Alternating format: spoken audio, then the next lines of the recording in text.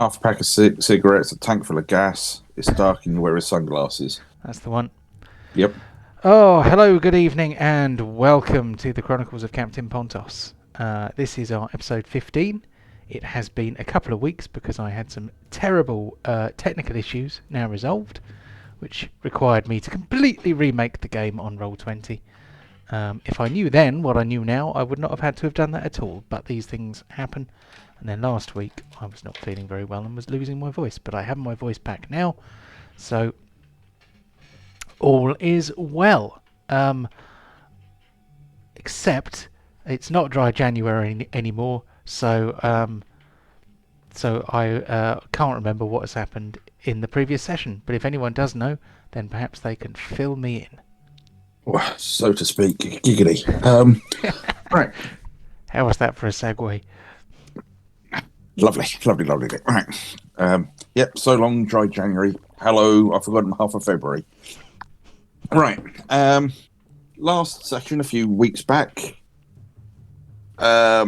we had a little, very brief chat with Calrux Alter Ego before he was sent packing by an angry dwarf shouting, "The power of Christ compels you." And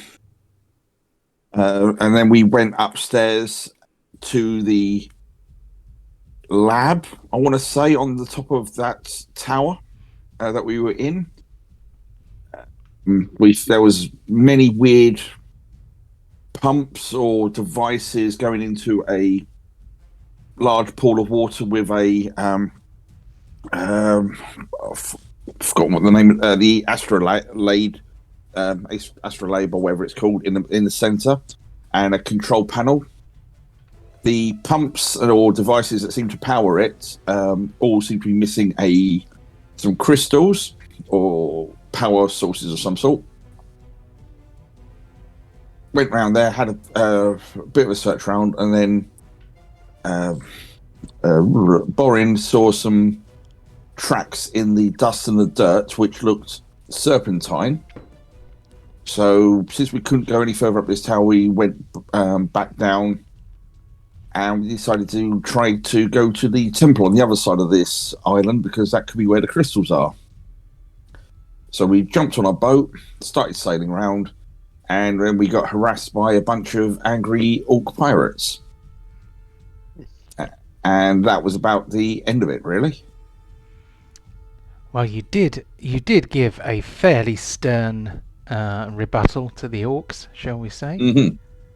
And in an exchange of fire, some of it literal, the orc ship caught fire, the sails and the hull beginning to burn.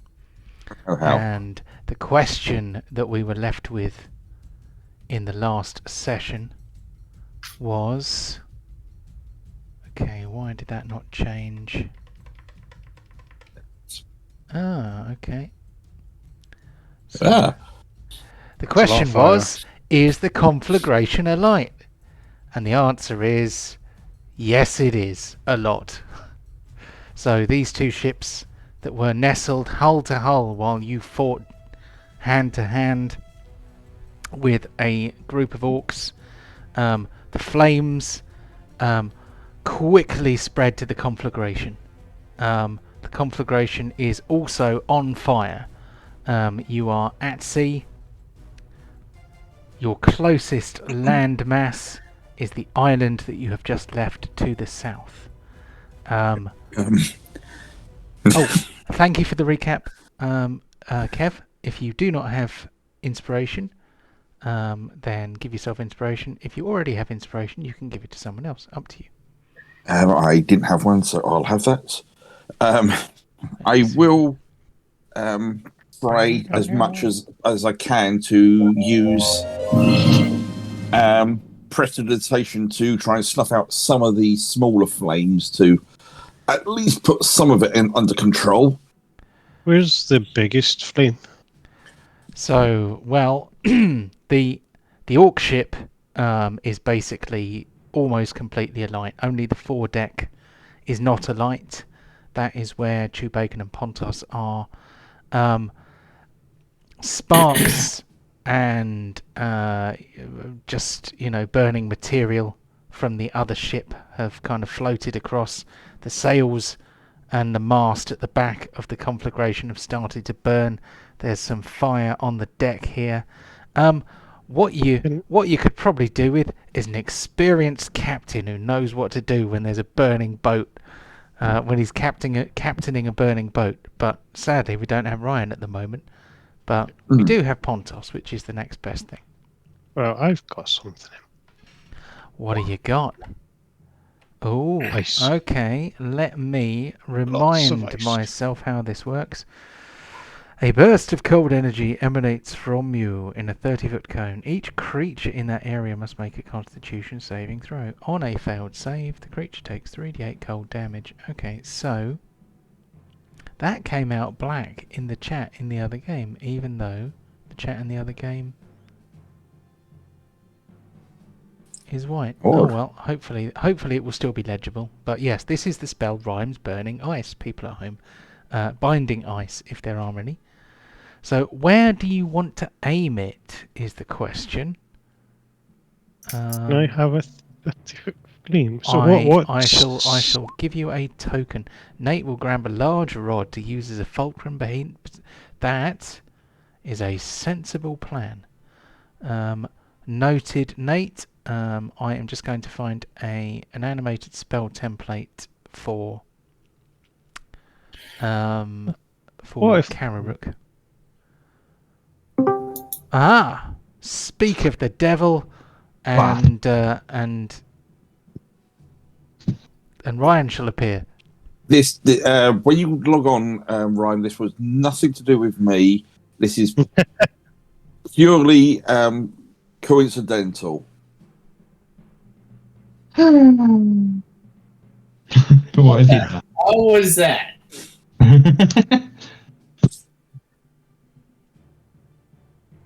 Alright, let me see if I can log in. So I know here I've got some animated spell effects, but I cannot. I'm looking in the wrong place, that's why. Animated AoE effects. Cold 30-foot cone. Well, that doesn't sound good, does it? Oh, what, a 30-foot cone of cold? Yeah.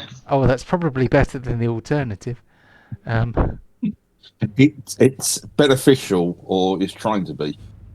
So, are you planning to freeze your friends to the east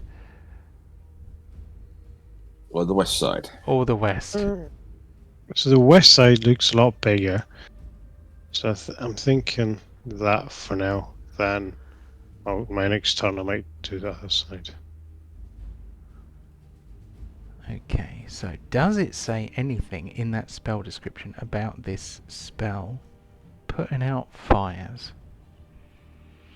Doesn't Just say to anything. interrupt. Now it's a new game, we've got everyone's pictures. They're massive on my screen. How do we get rid of them again? Do you know what I mean? Here we go. That is the player avatars. What you need to do is click the cog on the right hand the right hand sidebar, and then there are a number of sub options. You have one called graphics. If you click, oh no, it's not graphics, sorry. Or is it? Hold on.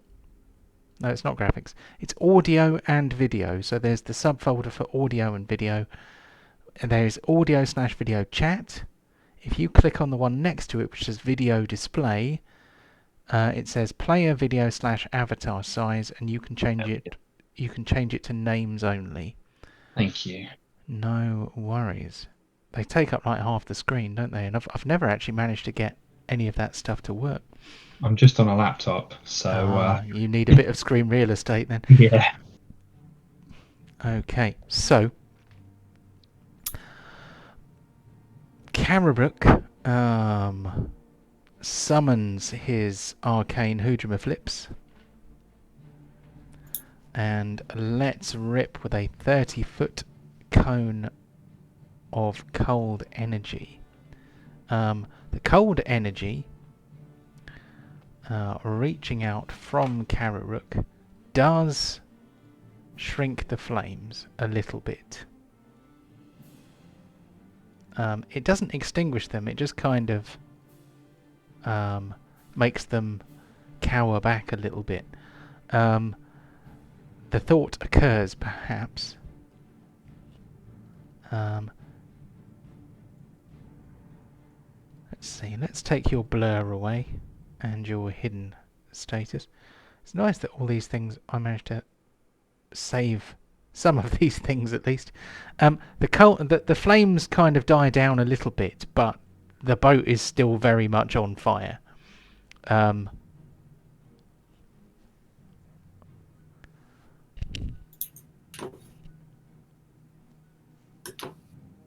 as I said, I'm going to be using prestidigitation on as much of the rigging and the sort of small parts of sails that are starting to catch, just to try and pick around the edges and just diminish the smaller bits as I can, because that allows you to snuff out campfires and things like that. Okay, so you can put paid to a small amount of fire. Okay, I am not going to change anything visually on the map, but Yep.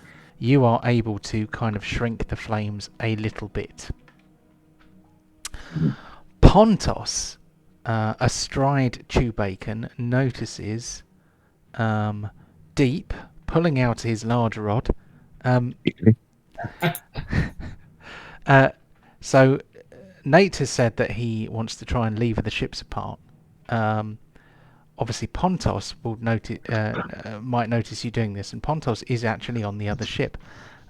Did we not have Michael the week that we had this battle? Because he's not on the map. Yeah, we did. So he's probably picking his kidneys up, because those ogres seem to like hitting him quite hard. Yeah, I seem to have lost him on the map. Maybe he's under one of these fires or something. I don't know what I've done. I don't know what I've done with him. But oops! I've just made the boat disappear. I didn't mean to do that. Sorry. That's proper fire. Yeah, it didn't. It doesn't eat through the boat that fast. Maybe Deep is standing on him. No. No, I just can't. I can't see him. Maybe I've somehow defiled his token forever. Oh well.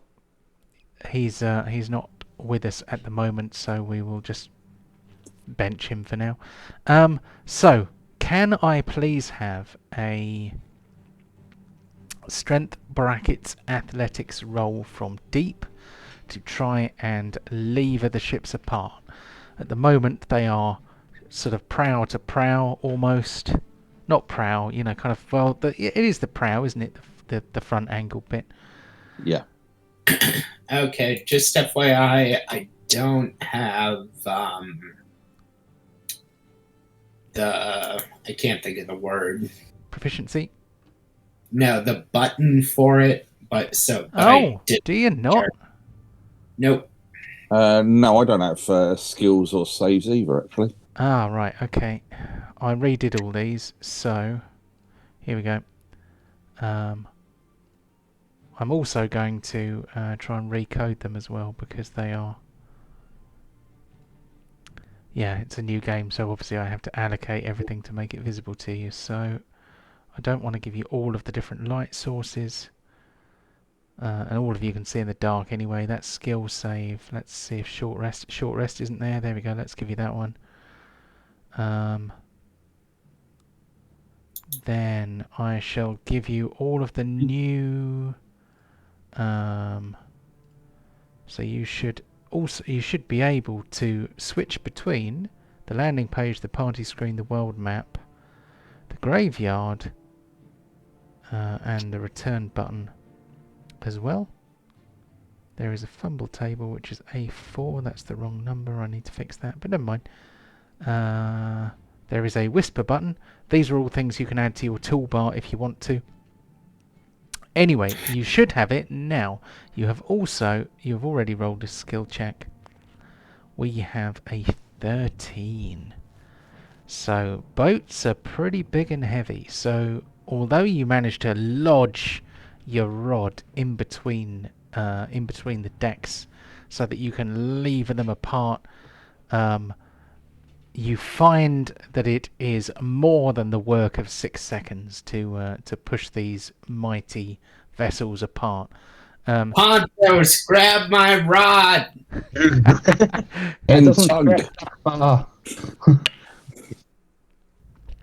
So, in the meantime, what is Pontos doing? I'm not really even sure what's going on. The boats are on fire. Yep, the boats are on fire. You are currently. Can you see the VTT? I Of can. course, you can. Yeah, I can see myself marooned on a boat in between all the fire. Yep. So this is the Orc Pirate Galleon. It is very on fire, thanks to Char. Why am I getting blamed? Because you did many fireballs upon it. Circumstantial. But you, if you want, can try and jump onto this deck. I'll get you to do a dexterity save upon landing to avoid flames. Can, in theory, if we were to charge and jump onto the end of the boat, could we lift the boat up high enough for it to splash down for the water to come onto the boat to put the flames out? I mean, Pontos is a chonky big boy, but probably not enough to dunk a whole galleon. What if I jumped off of the mast? Could I cannonball hard enough to get rid of one of those flames? You guys have a very novel approach to fire. I'll give you that. What happens if we turn the boat upside down so the fire's in the water? If you can get yourself onto this boat, I think trying to use the weight of one man and his pig to submerge a big old wooden boat, I think Pontos realises that probably won't work. It's just a function of mass, basically. He's not heavy enough to do it. But if you can get yourself onto the other ship, you can possibly use some of your piratey vehicle skills to attempt some other things, maybe. Okay. I guess I'll try and jump onto the boat where Deep stood. I'm going to go for a charge at him.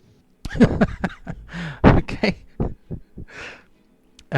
So give us an athletics check for Chew Bacon, since he is carrying you over.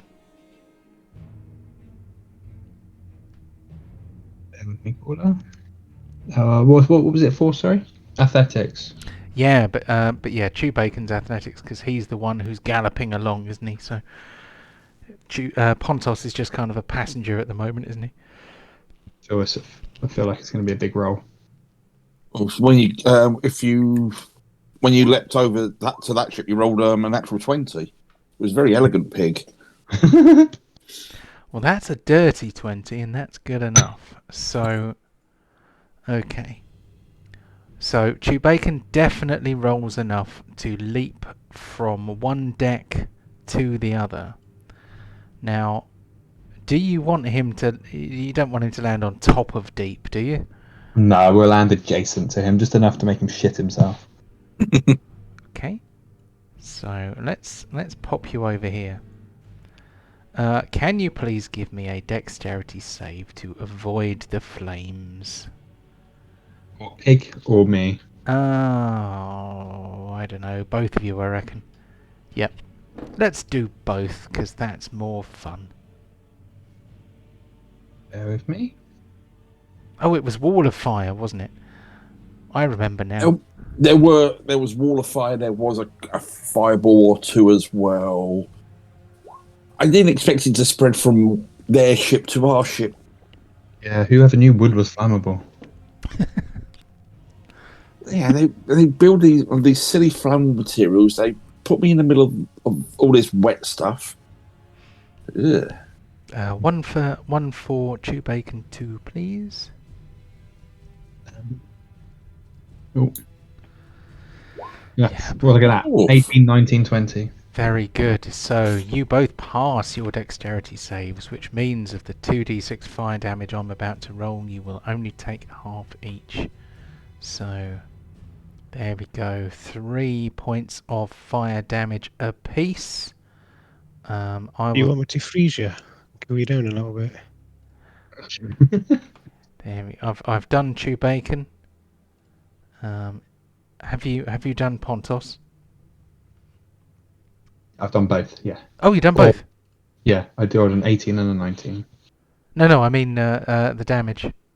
Oh, sorry, would you mind? That's all right. All done. Okay, so we have delivered some small damage to Pontos and Chew Bacon, leaping through the flames. You are now on the deck of the ship. So Deep is kind of mid-action. He is levering the ships apart. Let's. Who wants to do a thing? What's the plan? Pontos, grab the rod. We need to get our ship away from the other ship. I guess I'm going to have to pirate this vessel. How do I do that? Yeah, I'm going to jump on and then take over. Okay. Well, you could give the help action to Deep, or Deep could give the help action to you. I'll give the help action to him. Cool. Right. So give us a strength athletics check, please, Pontos, and do so with advantage. Ooh, that I can do. Strength athletics.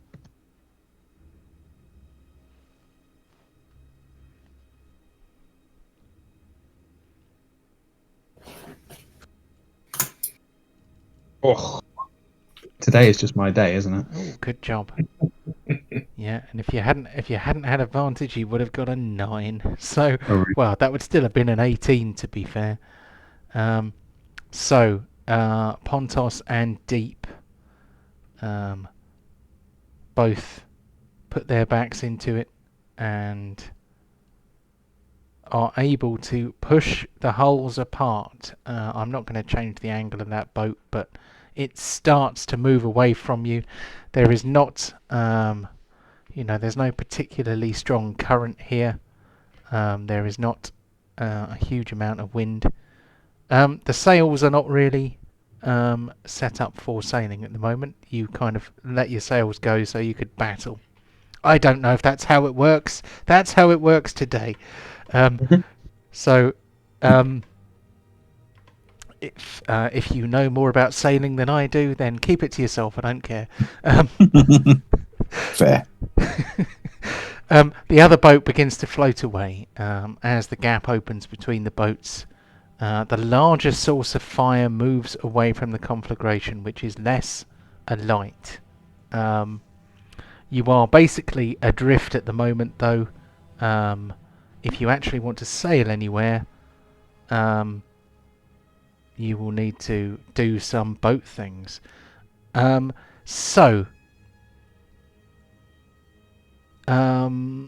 Anybody who... I think only one of you actually has proficiency with boats, but if Pontos would like to take a skill roll to evaluate the situation, or if he has any ideas of his own, then you may go ahead. I mean, I think it's safe to say my ideas were not the best. Well, that's not to say that other things might work. I mean, could we just chop the masts down and throw them in the ocean? Or I guess we wouldn't be able to sail after we did that. Are there like buckets? Could we figure out a way to start bringing ocean water up and toss them on the sails? There are certainly buckets. I don't have any affinity to these elements, unfortunately. So all I can do is precipitation whatever target Carrick's working on, so we can try and double team one of these fires. Well, why don't you fly with the buckets, go down to the water, scoop water up, and fly up over the sail, and dump it on them. I was going to think fly in the sky and then cannonball from the sky with the pig, because I have my boots. Yeah, you can. I really don't think we're going to get enough volume off of that, but you're welcome to try it. I'll gravity my way up. Well, I was going to say, if you want to do that, let me go next to the pair of you, and I will cast fly on the pet on Chew Bacon and on Deep. And if Carrick wants to get into this, or if he wants to just keep controlling them, and we can at least have a flying conveyor belt. Yeah, fuck it, why not? I can't do any more ice, so I'm gonna have to do some water. Okay, yeah. So, so I can target three people with this spell, and then I can fly myself. So, Chew Bacon, Deep, and Carrick all suddenly have flaming wings sprout out of their backs. So you've got a fly speed now of 60 feet for the duration. Awesome. So I'm going to pick up a bucket, go into the water, lift some, and start pushing it. One of the fires, I guess. We're going to... Sorry. I'll do the same. I'm going to fly down, and Chew Bacon's going to open his mouth, and he holds more than the average bucket. I will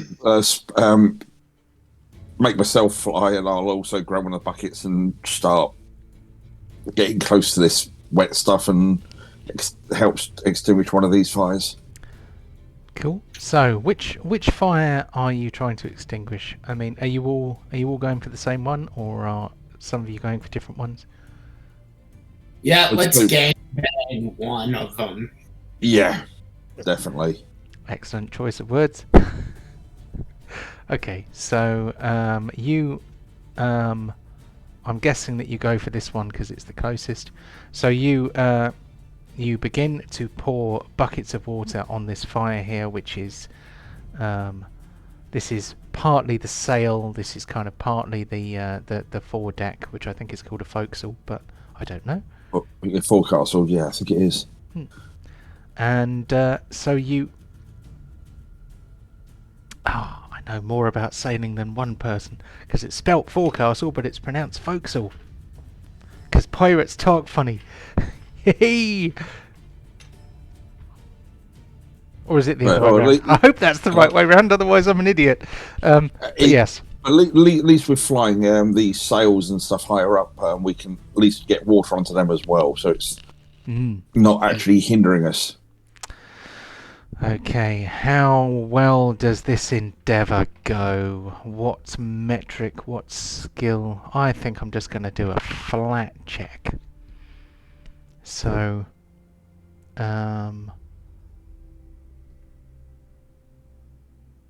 below 5 and below, the fire gets worse.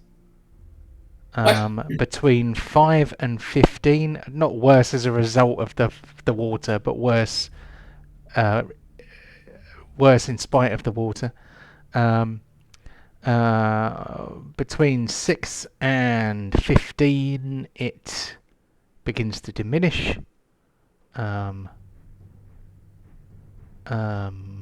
To a greater or lesser degree, and 16 and above, it shall be. Oh, okay. So your teamwork serves you well, and with all of you, especially Chew Bacon, who is filling his enormous piggy mouth, and his cheeks are bulging with salt water, and he kind of flies up and lets it all dribble out of his mouth onto the flames. From his fire hose. Yep, like a fire hose. Maybe he kind of purses his lips and goes, and it goes out of his mouth. One of the fires on the deck is extinguished. The sails are they're damaged. They're not completely ruined. They could possibly be repaired. You have a couple of other fires on the deck to deal with. What's the plan? Same plan. Okay, you begin to tackle the next fire. How does that go? The fire it's improving. The wood is somewhat damped down. It does seem like your efforts are making a difference. While you are dealing with these smaller fires, the larger fire, unchecked, begins to grow somewhat. Do you continue with this mid-deck fire?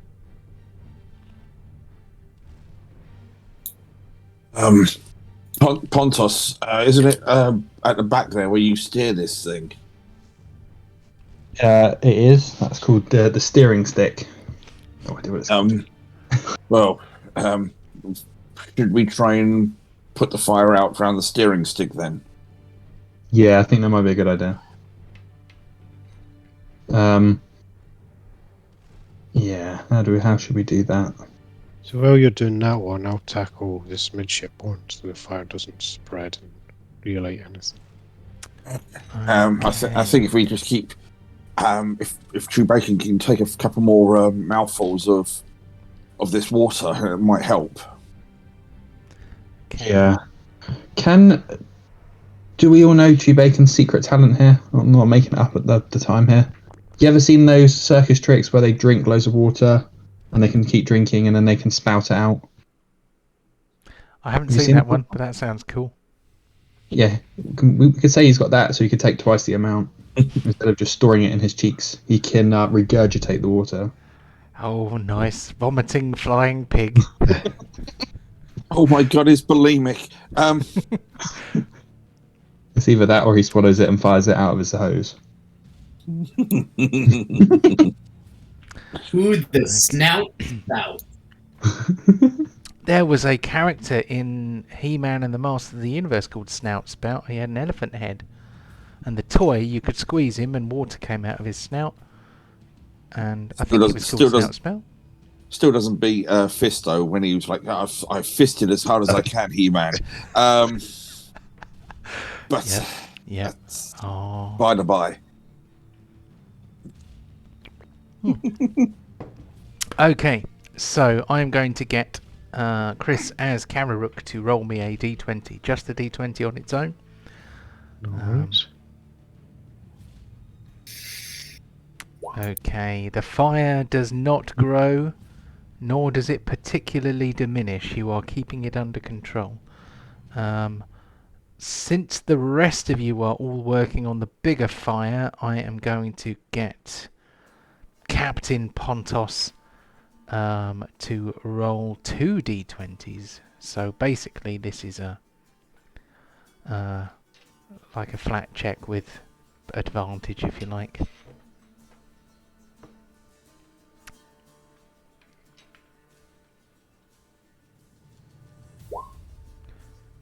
That's 1 and t'other. Okay, that's really good. That's really good. So Getting pretty easy, isn't it, really? yeah, it's pretty easy when you... There we go. So that fire shrinks significantly. So the fire is in, it's almost under control now. The orc boat continues to float. It's also sitting quite low in the water now. It's obviously taking on water. You can see smoke coming out of it as the flames below decks are extinguished, although the upper deck continues to burn. But you detect that ship will sink to the bottom before long.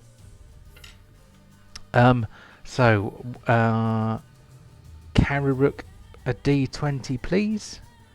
Unless anyone's helping you, in which case 2 d20s. Is everyone continuing? Okay, that's fine. We don't even need another d20. So Kararook, with diligence and general devotion to duty, puts out the fire in the midship. And Pontos, give us some D20 rolls, and we shall see. How many do you want? If everyone is helping, then roll 2. Yeah. Well, You didn't mean roll A2. Alright, this game's no longer easy. Take it back. The flames seem to grow a little. don't stop using the rum. Use just the water from the ocean.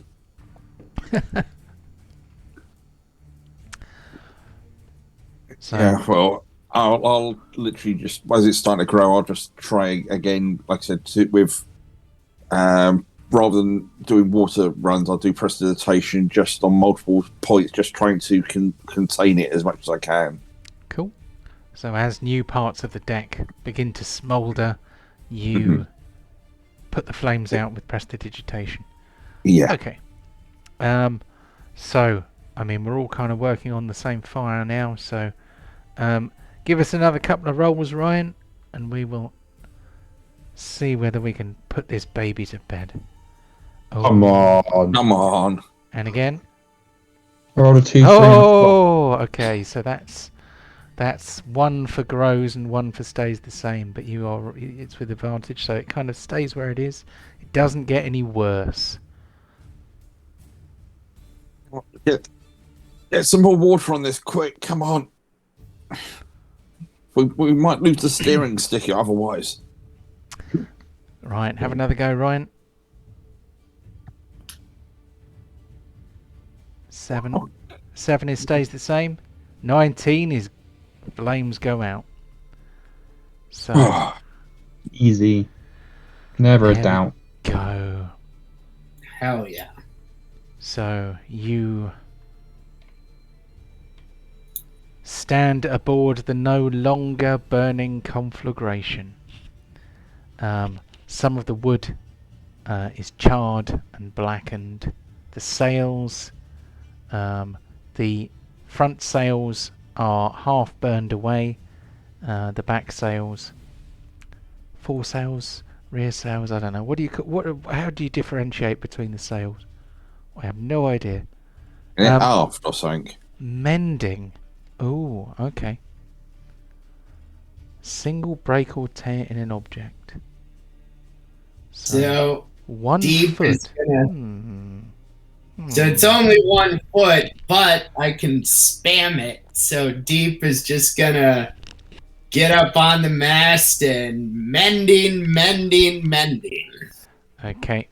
So Deep spends a bit of time spamming the sails, and the sails begin to take shape a little bit. I'm going to get Pontos to take what I want you to do, Ryan, is go into your character sheet, and I think you have a vehicle proficiency. I do. And I can't remember, what is it, boats or ships or something? Boats. Boats. I think if you click on a proficiency, it gives you water vehicles. There we go. I think it will give you. I think it will let you choose which of your abilities that you want to use in conjunction with that. So. Remember how to open my character sheet. You see, what I've cleverly done is I thought I would try and reduce the number of buttons you had, because some of you have a stupid number. But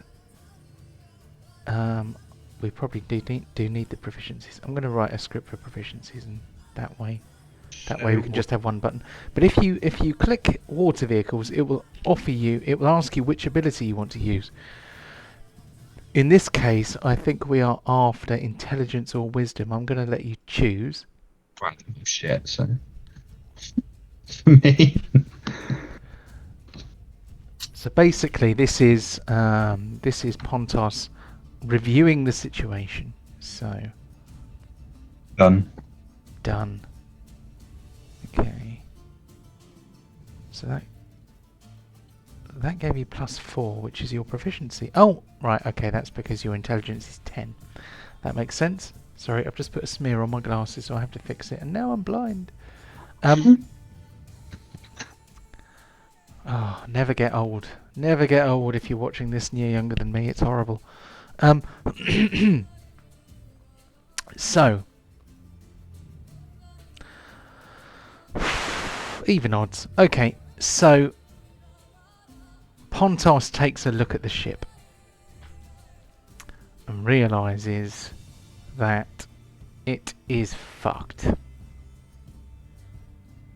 And that if you are going to sail back to Isig, then you are going to need to do repairs first.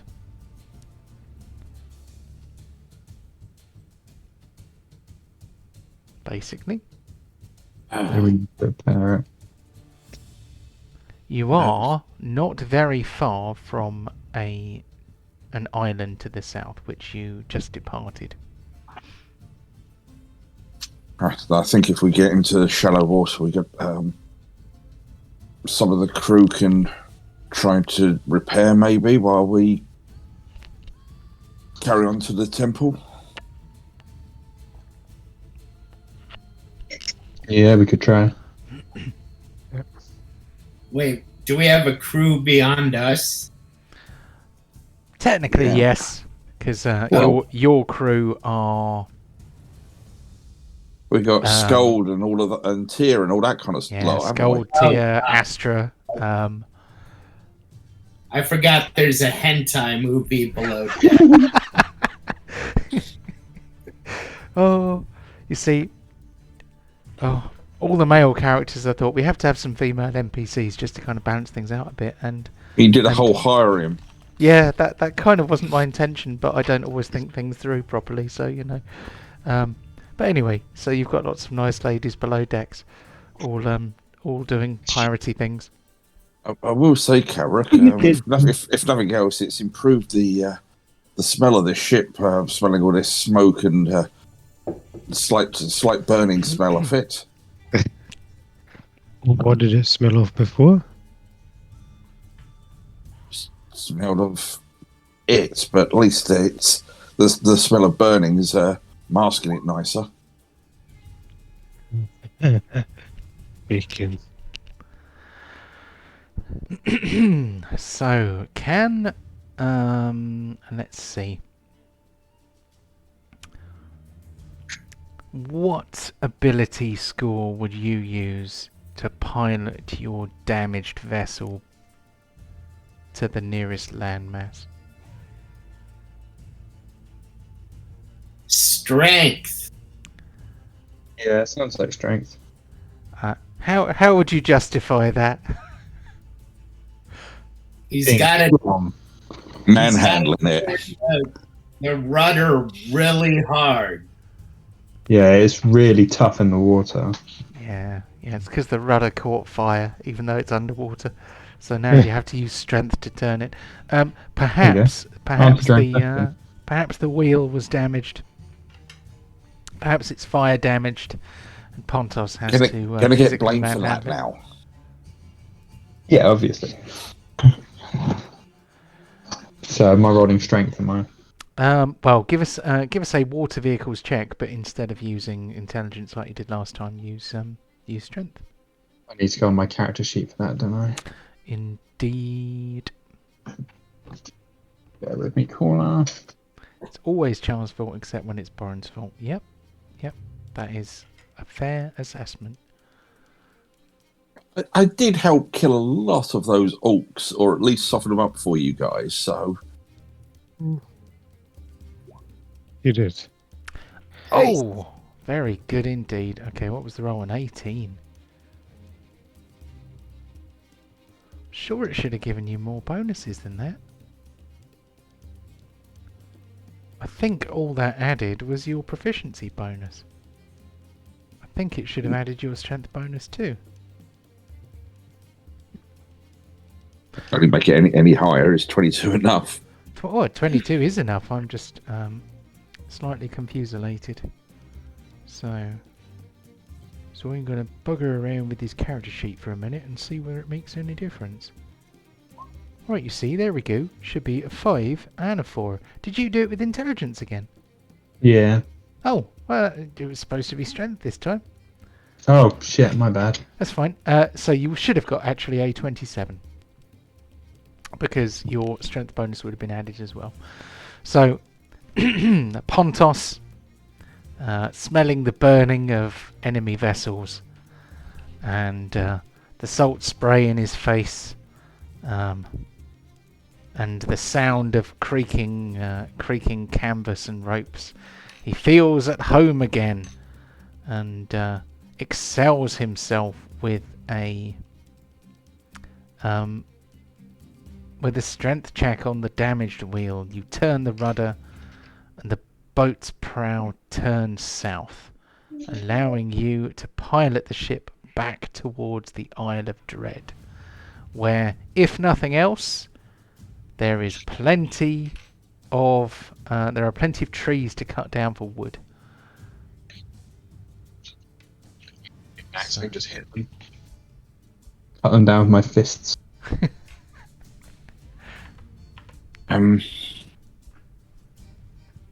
Just So, deep. this map is not to scale, by the way. Deep. I've been having a bit of a think about everything we've seen so far on this island. You know those markings that Borin saw at the top of the tower? Sure. Yeah. For something to be able to understand the arcane walls to create those portals, they've got to be quite intelligent. To be able to beat the Guardians to get those pigments, they've got to be fairly competent. And then to be able to sneak past those dragons to get to the top there, whatever these creatures are that made those trails, I think we need to be wary about, because that's not just a happenstance. I think. Yes. And it's concerning what or who may have done this. Yeah, we've got to tread cautious, I think. Yeah, I agree. I think, now more than ever, we're going to need to kill everything we come across. That sounds good. Information is also useful rather than just out and out killing. Okay. Yeah, that's true. Well, I'll prepare hold person. You can sort of maim most of them and at least keep a couple for information. Okay, that's true. Yeah. But we just need to be careful, I think. This is for whoever it was to get past all of the fences in that tower. They've got some skills. Okay. So I'm just very quickly giving you a place to land. I guess, do we just need to go to the edge of the jungle, chop some trees down and bring them back to the ship, or are we going to there? That's where you were going before your ship got damaged. So How far is it through the jungle, and how far will it take if we just fix the ship? Oh, I forgot. We have the crew. the crew could mend the ship for you while you go and have a walk in the jungle. Okay, let's do that. That's the funnest thing to do. Right, how are we doing? Let's have a quick look. Okay, I'm going to move you to a new map. Ooh. I say it's a new map. You might recognise it.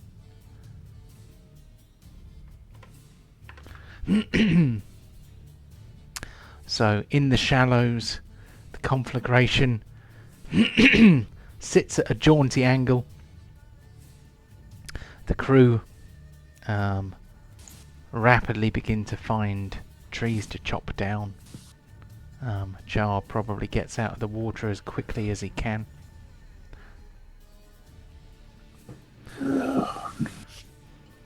Get me back to some nice lava lakes I can sit next to.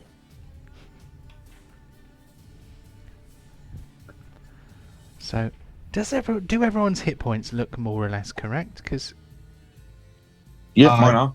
Don't know how many I was supposed to be on. I'm in the 50s. cool.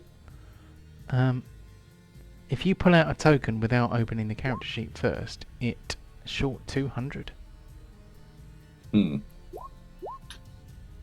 Yeah, I should be at 283, John. Ah, okay. Okay, well, just give yourself an extra 200 hit points, that's fine.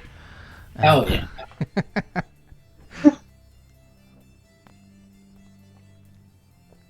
Okay, so you find yourself yet again standing on the Isle of Dread.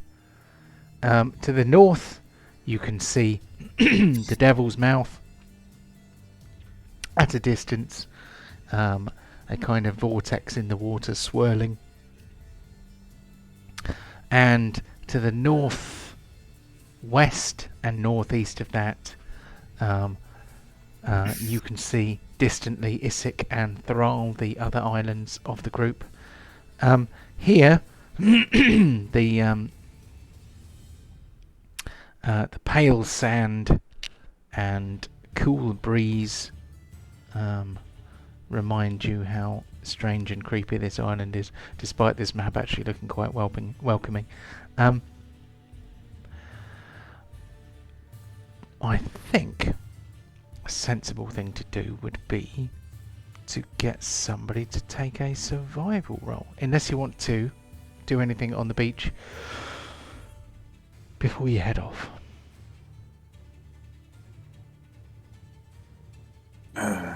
Well, if as long as the crew know what they're doing, I think we crack on. Are we chopping down trees here? You don't have to. You can leave the crew to do that. I mean, can I just at least punch down one tree? You can try to punch down a tree if you want. You're not in Minecraft. Okay, if you want to punch this tree down, give us a strength athletics check.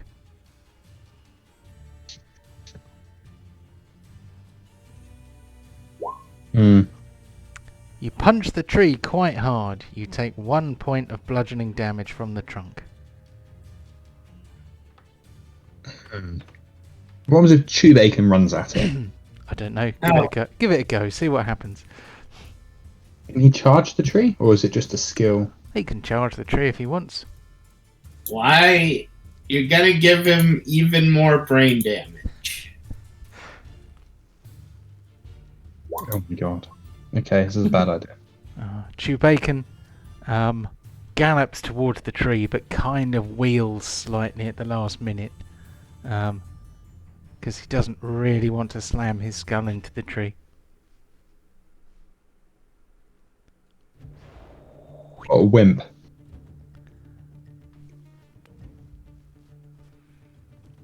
You can punch it again if you like. Nah, I feel like it's just a bad idea. Does Borin want to stay and look after the ship, or is he going to come with us? Borin offers to stay behind and guard the crew as they collect wood and other supplies for the repair of the ship. Well, we know how Borin likes to stay near the coast. He likes to go for swims. Yeah, he's a big fan of water sports.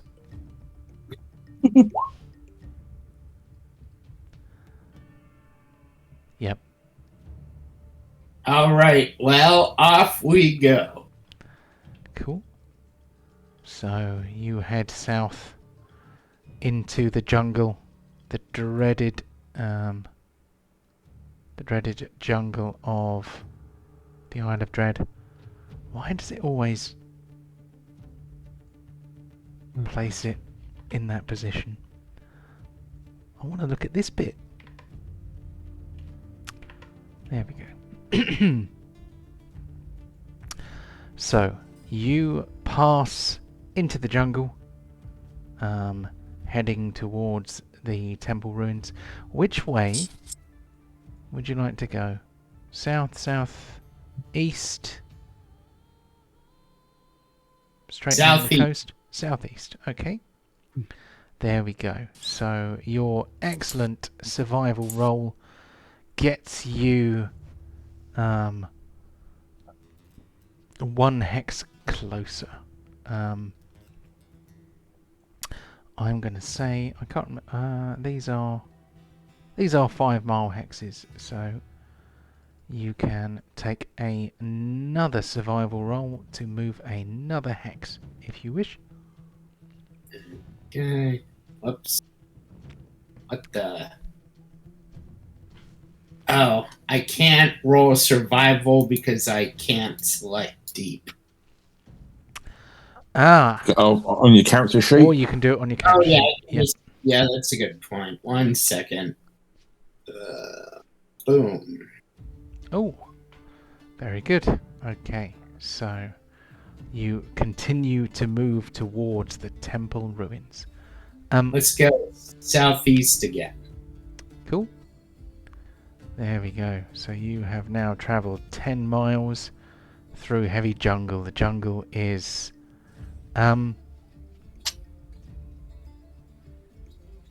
somewhat humid, a little bit misty. It's a bit strange. You feel like it should be absolutely teeming with wildlife, but it doesn't seem to be. But you do seem to see things moving in the corner of your eye, but don't really see anything when you turn to face it. It is a very creepy jungle indeed. I don't know if any of your characters have spent any time in jungles, but this seems to be a bit different to how you would expect a jungle to be.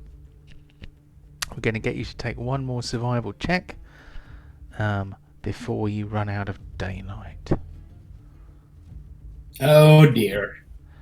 Okay, so you feel like you are continuing to head in the same direction, but you no longer know where you are. Oh God, you bastard! So,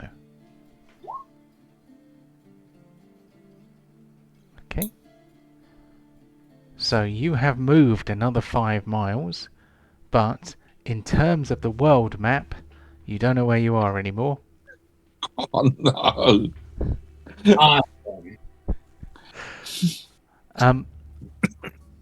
So in this 5-mile hex of jungle that you find yourself in as the light begins to fail, you enter a clearing. Time to start dropping pebbles. I prefer breadcrumbs. There's no creatures here; they won't eat them. Oh, that's true. So let me test the lighting settings. So this map that you're about to go to is a recreation of a map that nearly caused me to tear my hair out 2 weeks ago, and nearly caused me to tear my hair out today. So I really hope that what we find here today is worth all the carnage that it has engendered. So I am going to drag you down into a jungle clearing. You sure you know where you're going here, Dave? This jungle's just wandering. So, Yeah, no. I mean, I'm alarmed. It looks like we've been walking south, and I meant to go southeast, so I don't know what the hell I did. oh, Being the wood elf that I am, I'm going to disappear into the ether using Okay. my Fear of the Wild, I think it's called. Cool. Dentistry. So that's all. hold still for a sec, guys, because I just need to very quickly try and work out why the other screen is black. I think it is probably because I am an idiot. Levels or something. It is because there is nothing on the map that can actually see anything, which means I need to either import the eye in the sky. Oh, where is it? I don't know where it is. Or I can do the other thing, which is give my other Roll20 login the ability to see through some of your eyes. When I recreated the game, obviously, some of the things... There we go. So Right. basically, you're saying we're all meat puppets. What? What? Well, you're letting them look through our eyes. I don't know. Yeah. Or I've always rather enjoyed the phrase meat puppet. It's very evocative. We're all just brains piloting mechs made of bone with meat armor. Yeah. Hell yeah. Sort of seems the wrong way around, doesn't it? There we go. And I'm going to give myself a Pontos' eye view too.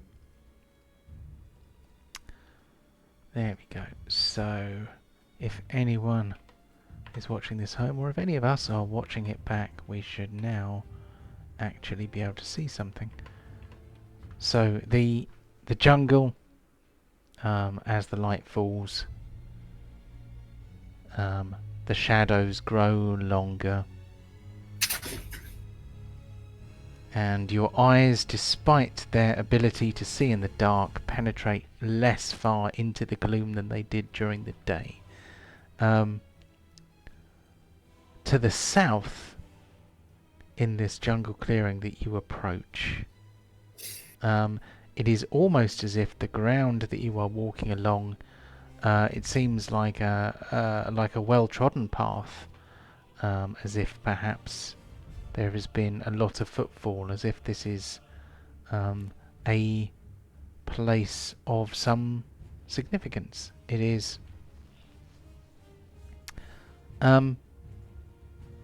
unusual in that most of the jungle you have walked through so far has been untouched.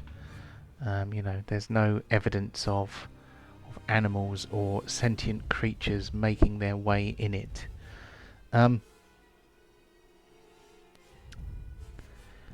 You can feel... I'm going to get you all to do a perception roll for me, please.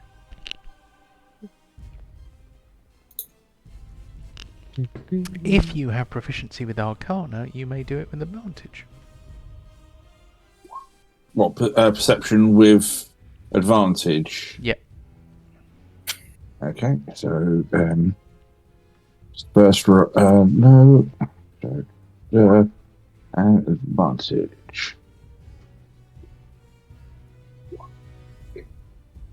Cool. Right. Does Camera not have arcane? What's it? No. Okay. But I do have a passive perception of 12. 12. Okay. So we've got a 19, a 16, a 12, and an 18. So Deep and Char, whose perceptions are, Deep is incredibly perceptive, as if his god sometimes shows him the way.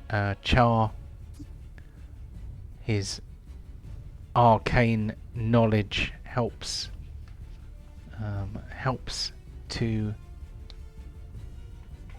him to make sense of what he sees ahead of him.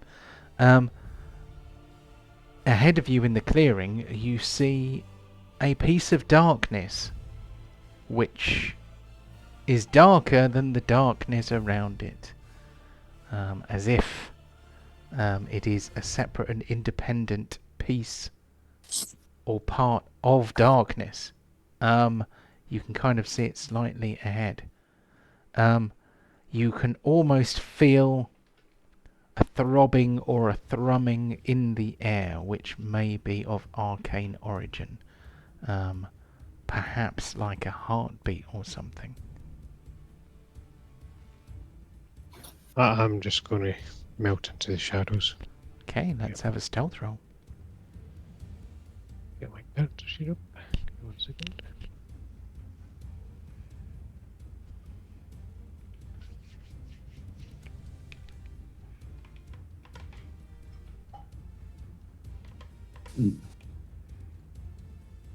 Stealth. Not bad. Okay. So, Kararuk melts unseen into the shadows. I'm going to put the stealth marker on you to remind me that you are hidden. Or probably hidden. What would you all like to do? So roughly, where's this darkness? I can't see it on my map. Okay, well, As head such. south a little bit and hopefully it will become visible to you. Oh, yeah, it's right here. Right. Just like a riverbed. It's I didn't make this map, but the way I describe it to you is that there Animal is trail. animal trails, human trails, could be anything, but it is a well-trodden path that leads into this strange opening. Seems that this seems to be a bit of permanent shadow here. I'd like to grab a fist-sized rock off the ground and huck it into the shadow. Sure, go ahead. Give us a dexterity roll. Yeah, just give us a dexterity roll. Okay. I'll do acrobatics because that is a dex roll. Okay, you hurl the rock. It goes pretty much in the right direction. It does not appear to be impeded by this shadow. It seems to just pass straight through it. Do we hear it land? You do hear it land, but you hear it land somewhere off to the south and west, as if it has passed straight through the shadow. Huh. And just hit something solid on the other side. This is unsettling. Yeah. You want to light it up? See what's in there. Okay. I'll reach into like a little pouch at my side and pull out some of the fire dragon teeth I've got, and I'll cast create bonfire. Okay. Because I can do things like that. Oh. Where are you? It is a cantrip, but it's so range 60 feet, and I can create a bonfire on the ground. You can see in range, and it fills a 5-foot cube. If people are standing in it, then they can sort of get hurt. But say, so yeah, I'll probably try and cast it just inside the darkness.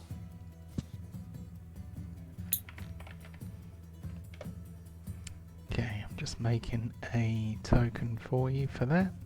Mm-hmm.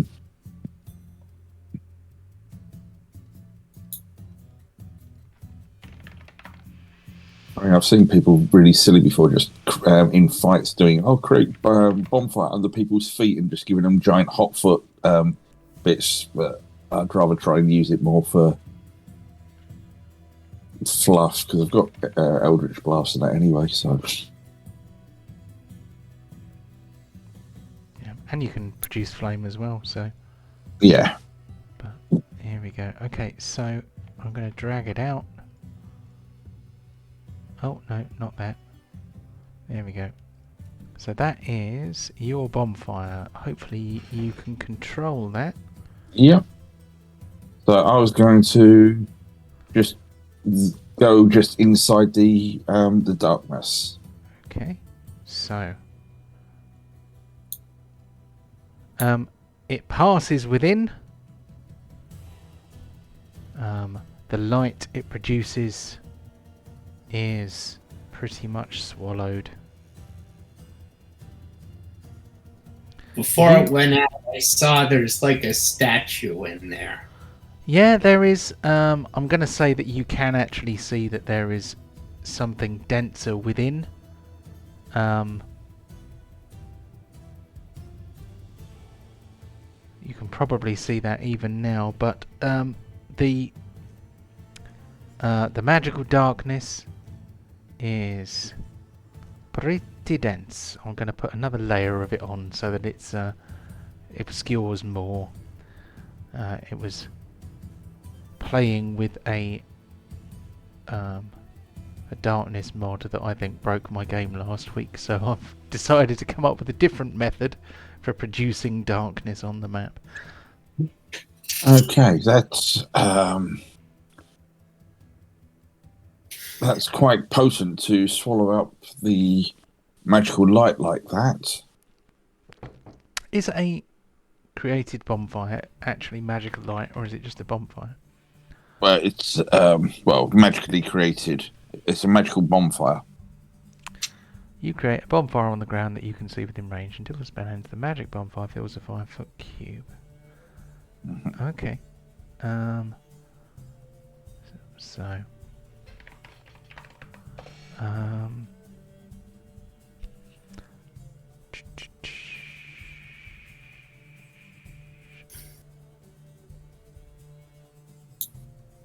Oh, that's interesting. Okay. So. Char is aware that often magical light illuminates magical darkness. In this case, it may be a higher or greater kind of magical darkness. Mm-hmm. I have one other idea, unless anyone else can think of anything. My only other thought is to walk up and see what happens. Well, before we go too gung-ho like that, I prefer a little bit of caution, and I hold my hand out and it just starts to surround in flames, and I'm going to try and cast Dispel with my second spell slot to see if I can dispel the magic rather than wandering in blind like this. Okay, so it'd be a 5th level Dispel for me because of being a warlock. That's counter spell, isn't it? No, I've got Dispel magic and counter spell. Okay. Oh, I'm going to do I'm going to do Dispel. Counter spells are more reactive in combat. Gotcha. Yeah. Okay. So choose one creature, object, or magical effect within range. Any spell of 3rd level or lower. Well, it'd be 5th level for me. Yeah, because it will be automatically upcast to 5th level because you are a 10th level warlock. When you cast this spell using a spell slot, you can automatically end the effects of a spell on the target if the spell's level is equal to or less than the level of the spell you used. Right, okay. So if it was a 5th level or lower darkness ability, it would automatically dispel. If it's higher, I might have to do a test. Okay, so you reach out with your spell to dispel the darkness, and the darkness is in fact dispelled. What you see within the darkness, you see two things. One, you see a flame-eyed totem which looks a bit like a stylized, evil-looking monkey, carved out of wood, which is either painted black or charred black. You also see a huge reptile, which you might recognize as a T-Rex.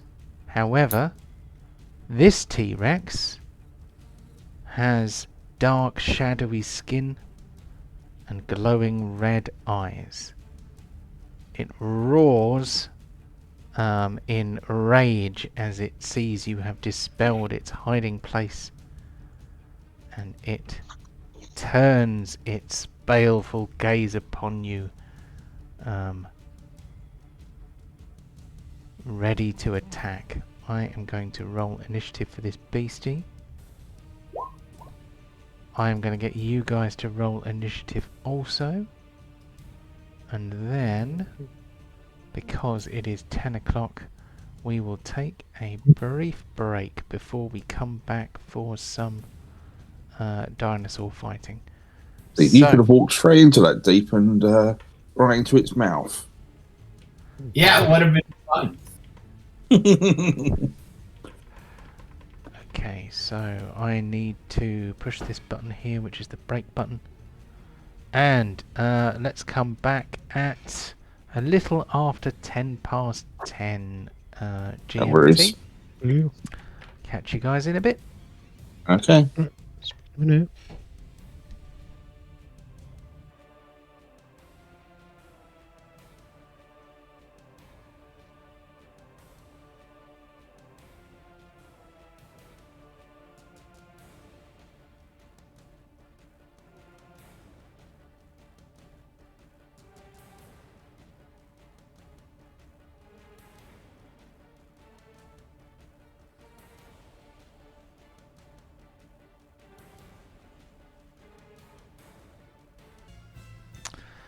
Welcome back. Before the break, hold on, let me give you the screen back. There it is. And as is always the case, I think I've worked out how I can stop that. All I have to do is press this little eye icon and it will hide it. Okay. Anyway, just before the break, our party dispelled a magical darkness which nestled thickly around what is revealed to be a monkey totem with fiery glowing eyes. Hidden next to it was a shadowy T-Rex who has the look of a creature of darkness. The party have rolled initiative, and so combat shall commence. Deep is the first to act. What would he like to do? All right, first things first. Take this, you butthead. Damn it! Okay, let's see. Oh, that's weird. I've obviously given you the wrong version of Toll the Dead, because not only has it tried to display a DC. Oh no, that's the DC, not the armor class. Idiot. Okay. It's all good.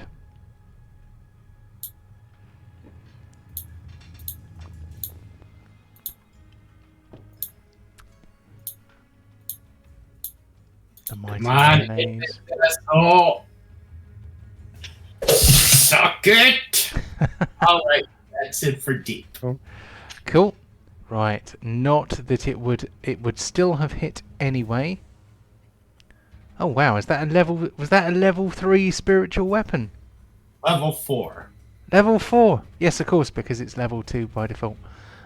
It says you're blessed, so I'm going to do unblessings upon you using this button here. Unblessings. Why is that not working?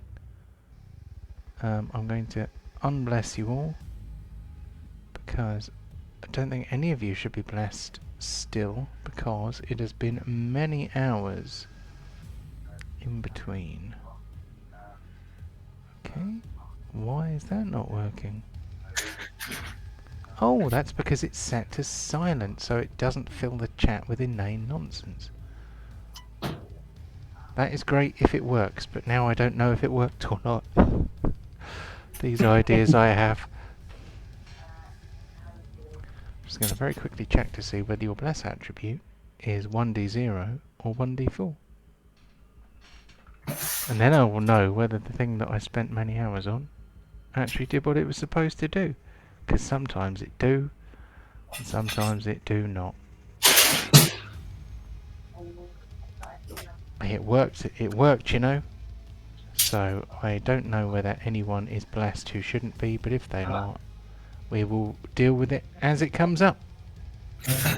Fair enough. Thank you very much, Master Deep. We shall move on to Pontos.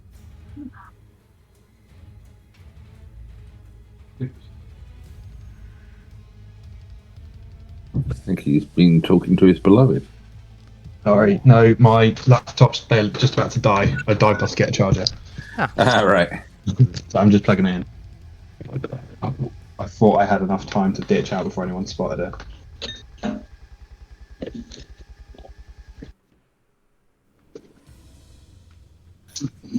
There we go. Right, sorry. Where is this thing? I've just realised I'm drinking beer out of a green bottle, which means it looks like I'm drinking fire. Cool.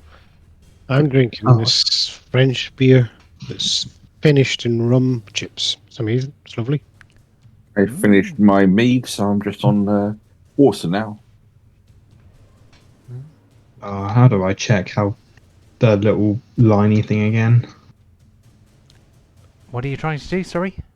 See how far it is to hit the dinosaur asset. You got it. He can charge that, can't he? 60 feet. Mm-hmm. Right. And remember, you can go under the mayonnaise. It doesn't occupy the square it's in. This be true. This is movement so far. She bacon. I do believe it is 64 or 60, I something. think. Yeah. What He's is a going, good pig. what is going on with this character sheet? It looks really weird. I can't see where the movement is.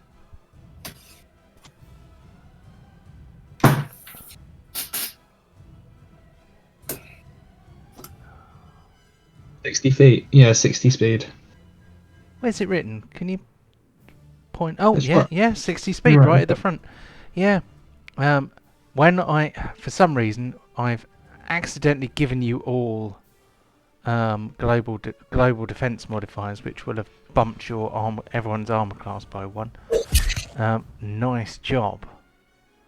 Just going to check to see whether it did that to Chris's character as well. No, it didn't. That's fine. Okay. Chewbacon, Gorge Shadow Rex. That is a hit. Nice damage. Makes up for me missing. What? Sweet. What the F and H? Mother of God. Swift. Right. I think that's probably enough. I'll let someone else do something. Okay. I guess I'll we're just sit on. back here and watch. I guess we're on to onto Kararuk then. So, how tall is this thing with the eyes? How tall is the Fiery thing with the thing. eyes? Fiery thing. The totem. It is Oh. approximately 15 feet tall. It it is not 15 feet long as it may appear in the map. It is in fact sprouting from this rock here and going up approximately 15 feet into the air. It is quite difficult to convey the height of things. So apologies if that did not make sense on the map. No worries. Alright, so what I'm gonna do, so I've got a thing called what is it called?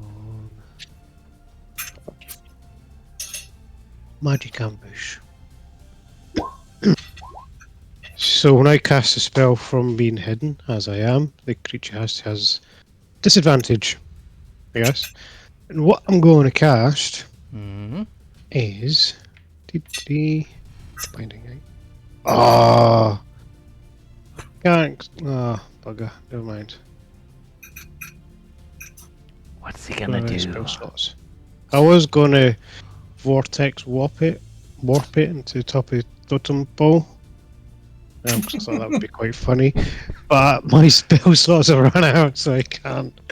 All right, sorry. I'm just going to attack it with my arrow. Where's my bow? Okay, so as you mount your attack using the thingamajig, I'm just going to drop something into.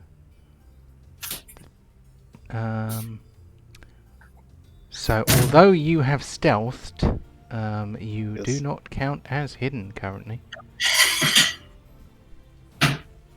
So you will not get advantage or sneak attack from being hidden, but you will get sneak attack because Pontos is where he is. Okay. So sneak attack, yes. Advantage, nay. When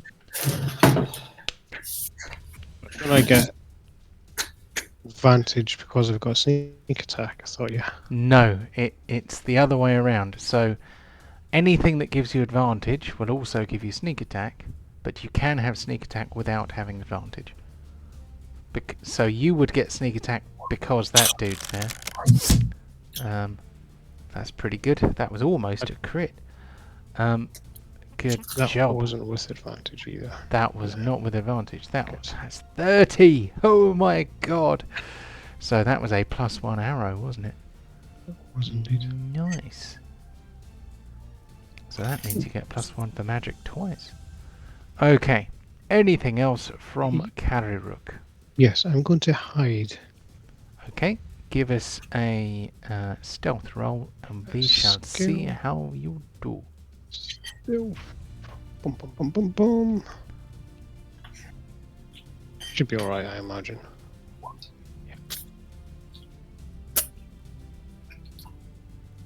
Okay. Oh, I missed a thing. You give a monster a thing, and then you forget it does the thing. Okay. So. We move on to Char. Okay, seeing this creature just appearing there, I'm going to first off control the fire on the floor from my campfire spell, and I'm going to summon it so it rises into the air and just splits into like loads of little specks of light, like a firefly, that are just going to swirl round the T-Rex, and I'm going to cast Hex as a bonus action, which is a concentrate spell, so I'll should automatically give you a concentration marker. okay, fair enough then. I won't worry about that, so I'll do it on him. I will do it as a bonus action, so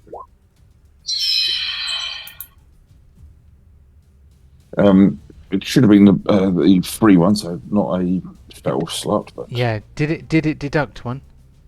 I didn't have any to deduct anyway, so Okay, but out of interest, did it deduct one? Did I? well, like I said, I've got no spell slots, so I can't. Oh yeah, tell yeah, you. but okay. Well, if you didn't go to -1, it didn't deduct one. No, so that's Yeah, fine. Yeah. Okay. And and then I'm going to give it some finger guns. Where are you? Where are you? Things. Oh, there it is. Over there. So.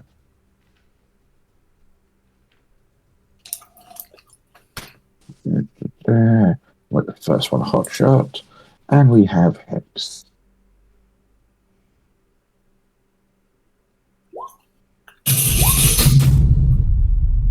That's better.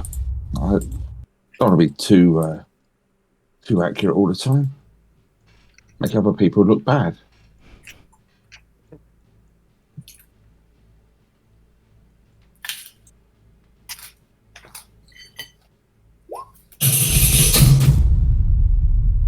Cool. I'm just going to take a couple of steps back, and that'll be it for me. Cool. Right, I'm just going to have a quick look, see who has hurt this guy the most. Right, definitely Ryan with 37. Okay. So.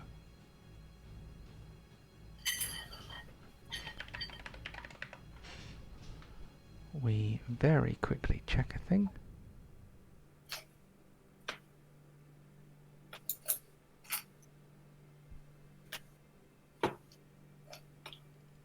Okay. So, as a free action, for he is a shadowy boy, the Shadow Rack summons darkness around himself at will. This blinds, effectively,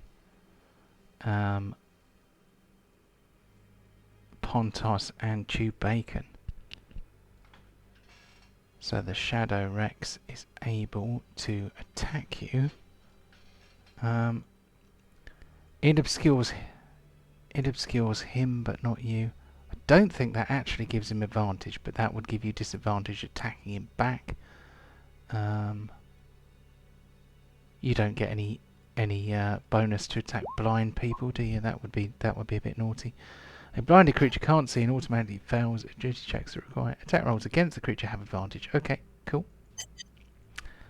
Okay. So you have advantage, and Pontos has disadvantage. Cool. There we go. That makes sense. So he is going to try and bite Pontos with advantage.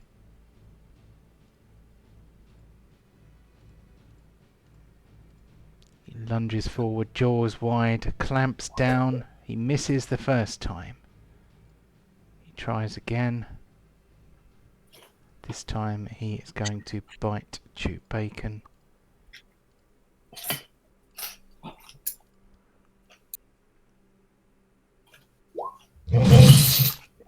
So, he now has Chew Bacon in his mouth. Oh dear. That's not a good place to be. And he's not holding him in his strong hands. So I guess is Pontos trying to stay on Chew Bacon's back, or is he allowing himself to fall? No, he's staying on. He's riding that hog to the bitter end. Okay. So, I guess that means that we're all moving. So, so the bonfire disappears because that's concentration. The Shadow Rex, as a bonus action, casts Misty Step. Oh, Jesus. It moves over here. In the darkness, obscuring Kararuk with its cloak of magical darkness. It tries to whip him with its tail. But I need to make sure that I'm whipping actually Kararuk, or... Remember, I'm hidden. You are not! Shadow Rex can see you. Yeah, the gamer in me suspected when you said it the first time, but Jar doesn't understand.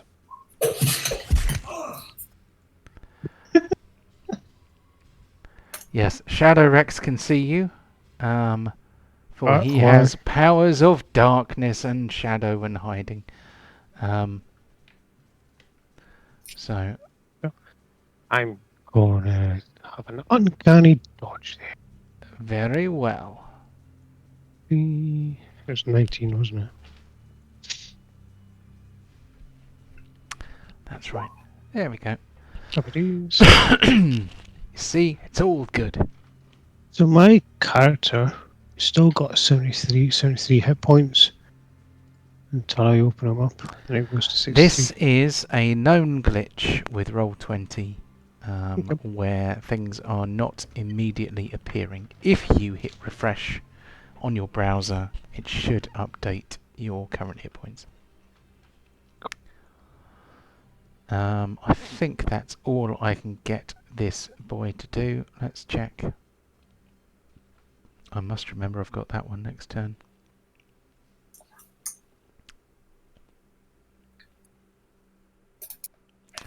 Yep, that's it. Okay, so we move on to deep. All right.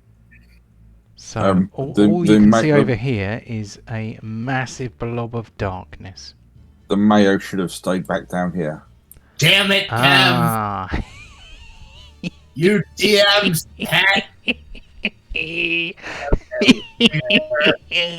Thank you, Kev. Teacher's pet, that is. Yeah. There are fucking rules. If we didn't have rules, where would we be? France. If we had too many rules, where would we be? Germany. Can't argue. All right. I guess I'll dash. That's really all I got. Cool. You are currently standing at the edge of the magical darkness. If you can see through magical darkness, you can see the people within. If not, they are all currently obscured. Okay. Anything else from deep? No. Cool. Thank you. I'm going to zoom in so people can see this exciting spectacle. Okay, on to Pontos. So, currently you are on the back of a pig who is currently in the mouth of a dinosaur. Give me any disadvantage there. I'm going to say that gives you neither advantage nor disadvantage, so you can attack him as per the Yardley. Can I just go for his mouth to try and pry out Chew Bacon? If you want to try and free Chew Bacon, you can spend an action to do so. But if I kill it, I'll free Chew Bacon anyway. That is true. I'm just going to kill it.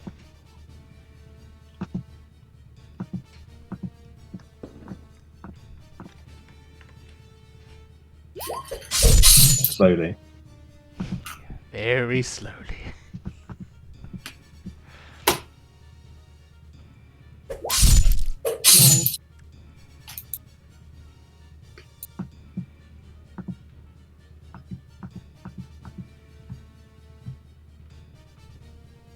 Alright, I will action surge. Hold your horses. Oh, I gave this boy a special trick. Aha! Guess who I was thinking of when I gave it that? Okay, so I don't know how this works mechanically because Chew Bacon is currently in his mouth. So to try and bite you, he has to release Chew Bacon, but he is going to do that. So Chew Bacon falls out of his mouth.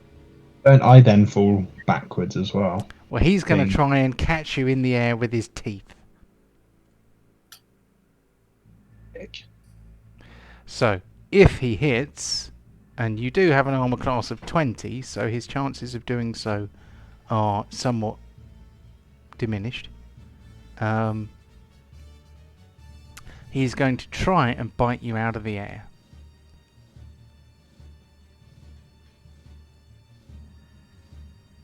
If he does, then you will probably be in his mouth, but Chew Bacon will not.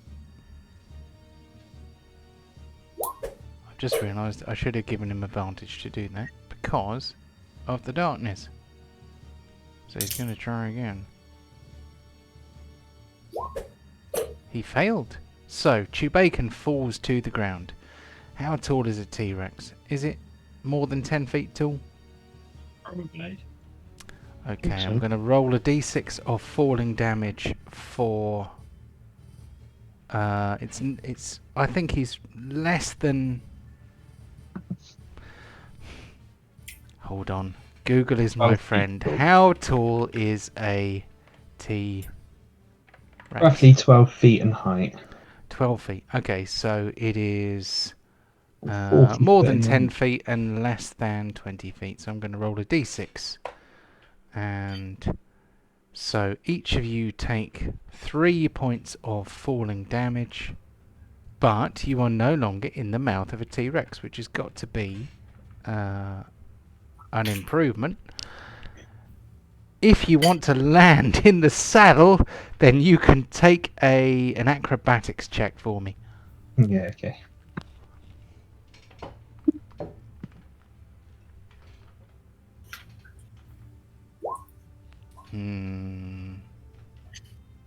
Whack his ass or something. I too was hard. hoping for better.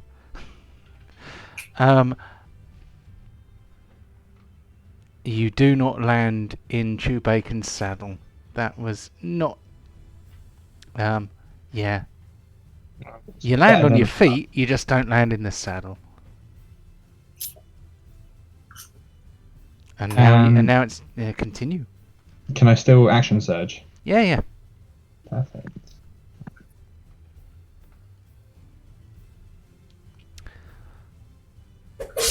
Oh, wait a minute. Are you attacking with disadvantage because you can't see shit? Oh, I wasn't. Uh-oh. Okay, we won't retcon any of the attacks so far. But please attack with disadvantage while you be in the darkness. Okay. Are you going to put his health back on for that? I will put his health back on for that one. And you can have another go. And we will take whichever is the worst of the two.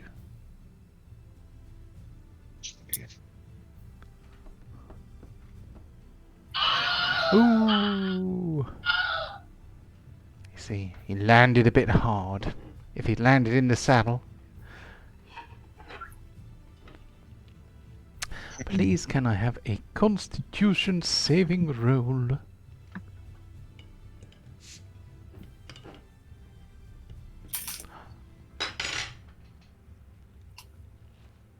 Couldn't have just rolled that then, could I? No. Oh, wow. Okay, you're fine. Your speed is not halved. Okay. So that was... you did action surge. We did one attack with disadvantage. You fumbled, but you passed the con save. That means that you have extra attack still to do. Disadvantage, yeah. Yes, please.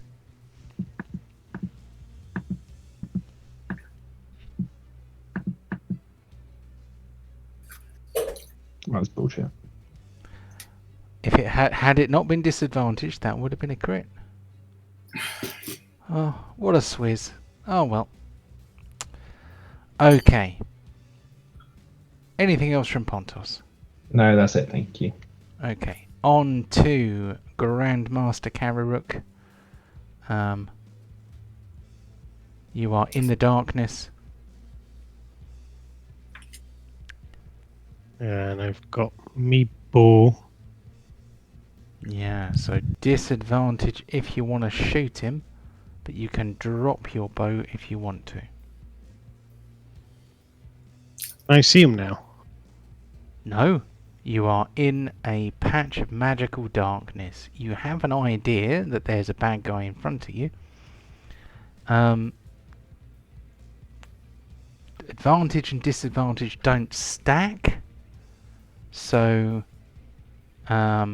technically you would have advantage for a melee attack due to flanking, but disadvantage because you can't see, so that would give you a standard roll. don't think you can take a flanking bonus for a ranged attack, so it'd be disadvantage to shoot or a standard attack to melee strike. So if you go backwards, If you go backwards, you would be on the receiving end of an attack of opportunity, but it's up to I you use a whether or cunning not. action to go. Because you can disengage because you're one of those roguish types. I've heard about you. Yeah. So if I go do that, then I can shoot into that darkness where I think the T-Rex is. With disadvantage because you can't see. An evil GM would say you can't see him, therefore you can't target him, but I say that you know roughly where he is, so you can attack with disadvantage. Like that.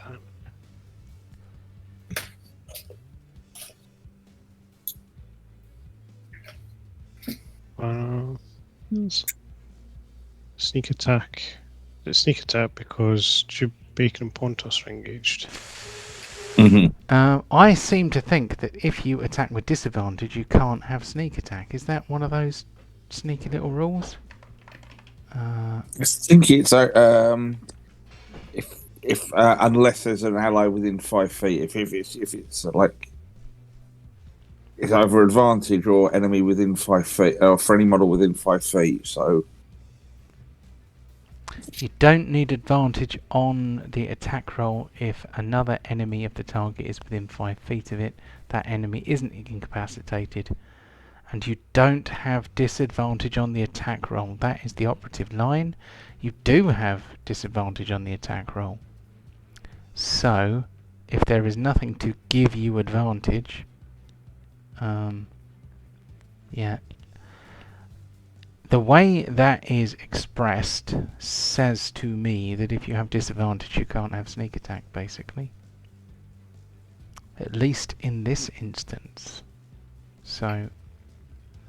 Okay, so no say it's sneaky. long range. I'll say it's long range, so I've got disadvantage on it. Yep. Yeah, disadvantage, no sneak. Oh. Okay, the arrow passes through the darkness harmlessly, as luck would have it. Let's see. Hold on. Who feels the flight of a magic arrow whistle past their ear? Char. Your ear is tickled by the flight of a magic arrow. bloody hell, Carrick, your aim is well off. I can't see what I'm doing. I'm just sitting in the hoping, my friend. Do something about this darkness. This way, not over there. This way. It's all the same, isn't it? Okay. That's me done. Cool. On to Char, who is concentrating on Hex. So. Yeah, seeing this big lump or this shadow appear nearby, I'm going to take a couple of steps away just to get a little bit of breathing space. Oh, excuse me. I'm then going to reach for my wand of fireballs. Damn it.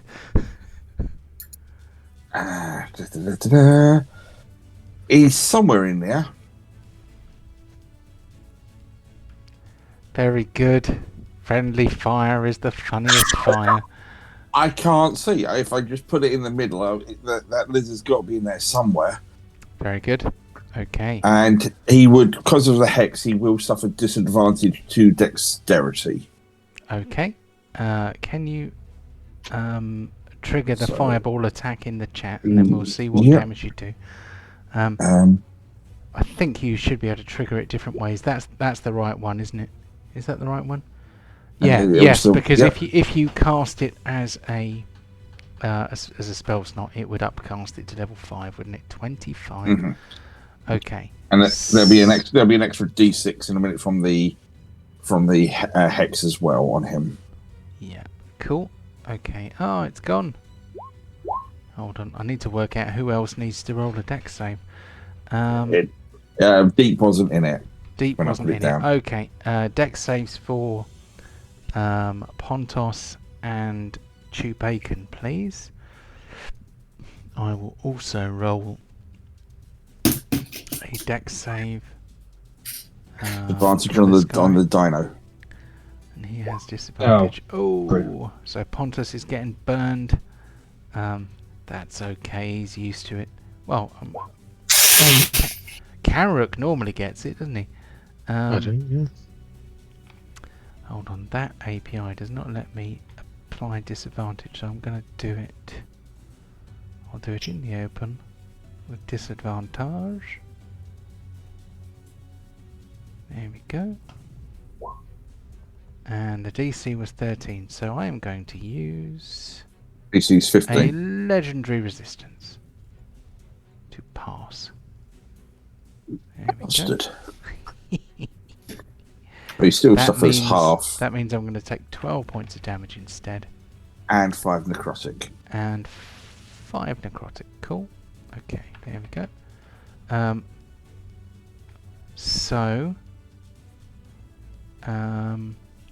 Chew Bacon passed. Pontos failed, so Pontos takes 25. Chew Bacon takes 12. There we go. And there we go.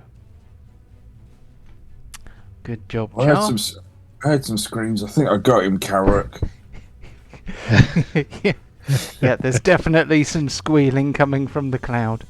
Here we go.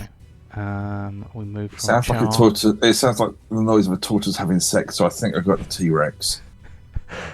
I have no idea what that sound is like. No, that's the sound they used, I believe, on Jurassic Park, for some of the T-Rex noises. Oh, is it? Oh my god. Yeah. Okay. I'm sure that's what the song I heard once. That would not surprise me too much. So, I remember reading a poem in English class when I was at school, and there being some reference to the noise tortoises or turtles make when they're shagging, and I was like, what? But no one ever thought to play us the sound or anything. It's just something that rattles around in your skull until you die. So here we go. Shadow Rex. The Shadow Rex leans forward to try and bite Pontos. He does so with advantage because it is dark. Pontos is difficult to bite. Oh, dear. Pontos is unconscious in Shadow Rex's mouth. He gets back up there, doesn't he? He is on 1 hit point. Oh, jeez. Shadow Rex can't bite anyone else while you're in his mouth. But he can continue to chew on you. So, he will try to. He does not automatically hit you, as far as I understand it. He just gets advantage to attack you. Grappled creature.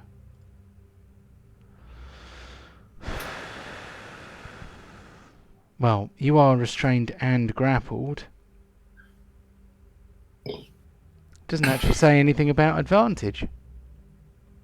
Surely, if you're grappled, the person grappling you has advantage on you. I think it might be restraint that has that. Grappled basically you hold him in place. Maybe it's restrained then. Let's have a look. Restrained creature speed is 0. Attack rolls have advantage. Yeah, okay. So, he is going to try and bite Pontos. He has advantage to do so, but he does not automatically hit. So...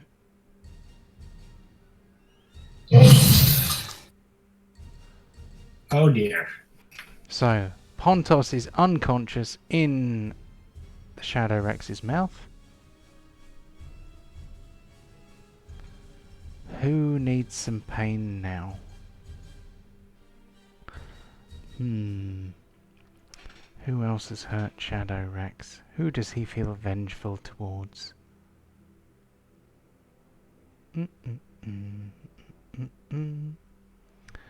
person who's hurt him the most is most definitely Pontos. Well, I think he's taking care of him.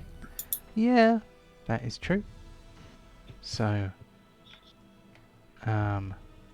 he boings himself over here, taking his darkness with him. He whips his tail around to try and smack the person who fireballed him just a little while ago. That will be the last thing he does. Hopefully not the last thing he does, but, you know, the last thing he does this turn.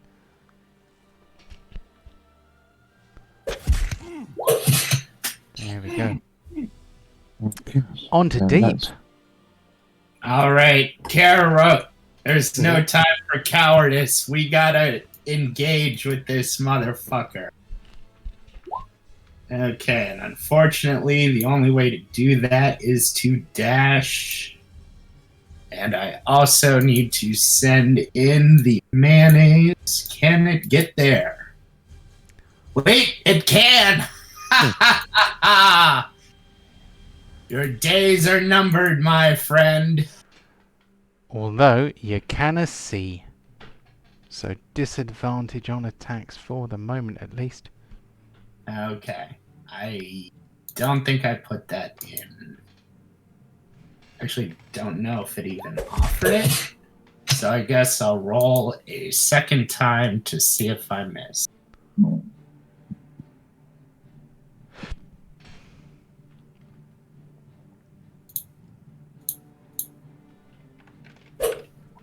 Okay, so give him back the HP. Okay, there we go. I'll give him a little bit back. A little bit? Are you saying I didn't do a lot of damage? 21 is a perfectly respectable amount of damage. It's all good. Yeah, you can definitely see oozing wounds. No, you can't because it's dark. You got splashed in the face with some blood. Okay. Well, Deep didn't, but others of you did. He's hurt. You can tell he's hurt. It was probably Pontos's blood that dribbled on Deep. Okay. Anything else from Deep? Nope. Okay. It's weird seeing Deep's colour being red. Because Char used to be red. And now Char is purple. Fine. No, you don't have to change at all. I'm just passing meaningless chatter. Okay. Ryan, please can you give me a death save? Yes. There's a button for that, isn't there? On the character sheet, I have yet to create a script for that, so...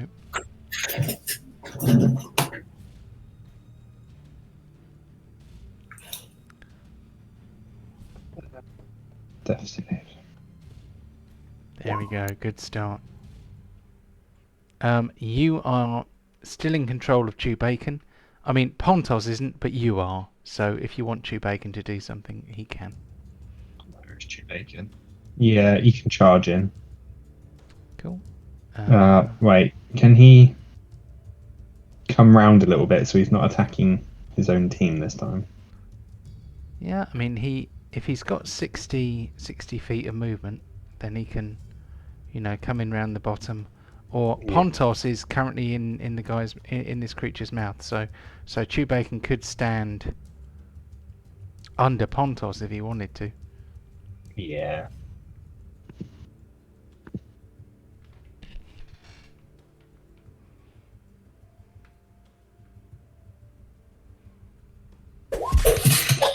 Oh, okay. So, His leg. Chewbacca trips over the Shadow Rex. Meaning, if I was a dinosaur with a guy in my mouth and I fell over, would I let go? Maybe. So I am going to do a strength save to hold on, and I'm going to call it even odds. So below 10 he will let you go, above 10 you will fall out of his mouth. He just about holds on to you. So Chewbacca is still in the Shadow Rex's mouth, but the Shadow Rex is now lying on the floor. Let's move on to Monsieur Carrigook. So with this totem, can I see anything odd happening to it as the Rex gets attacked? Give us a perception roll.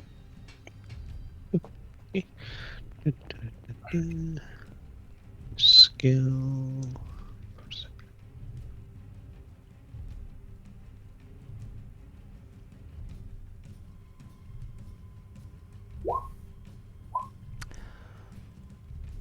Okay. You noticed when Chewbacca knocked the Shadow Rex down, the eyes glowed brighter.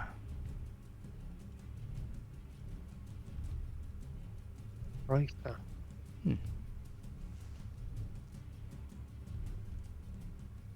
Okay. I hope this works. If not, sorry, Pontos, but I can see this totem thing.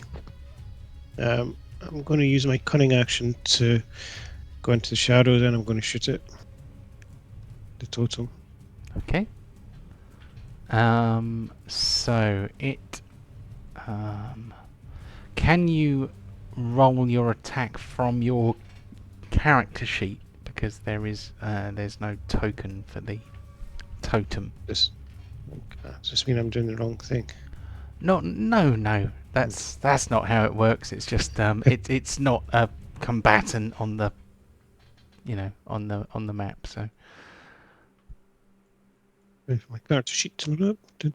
it doesn't have a big orange and yellow ring around it. So Fine. Alright, so on my character sheet, I just click my... do you have a longbow Nice. +1 on there?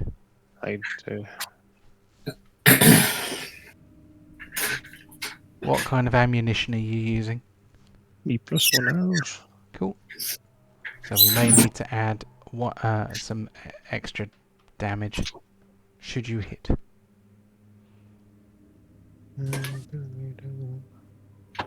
Okay, there you go. Okay. Oh, have you just run out of +1 arrows? Right. Okay, so that actually does 15 points of piercing, not 14, if that was a +1 arrow. So that +1 is from the longbow. Don't think of Yeah. So there's an extra +1 because if you used a +1 arrow. Although, I see. Right. That is the last. It says I've got 16 +1 arrows, because that was a normal arrow, so it doesn't automatically take my so what was it, a normal arrow or was it a +1 arrow? It was a +1. Okay, we'll take a +1 arrow and we'll leave that normal arrow there. So the damage is 15, not 14. The arrow flies straight and true. Where are you aiming for? I'm aiming for its eyes, because I can see them glowing. Are you aiming for one of its eyes, or in between its eyes, or which eye are you aiming for? I'm going for the left eye, because that's right there. So the arrow plunges into the orbit of its left eye. You hear it bite deeply into wood. The light doesn't go out, but the totem swivels on its base to look at you. Oh.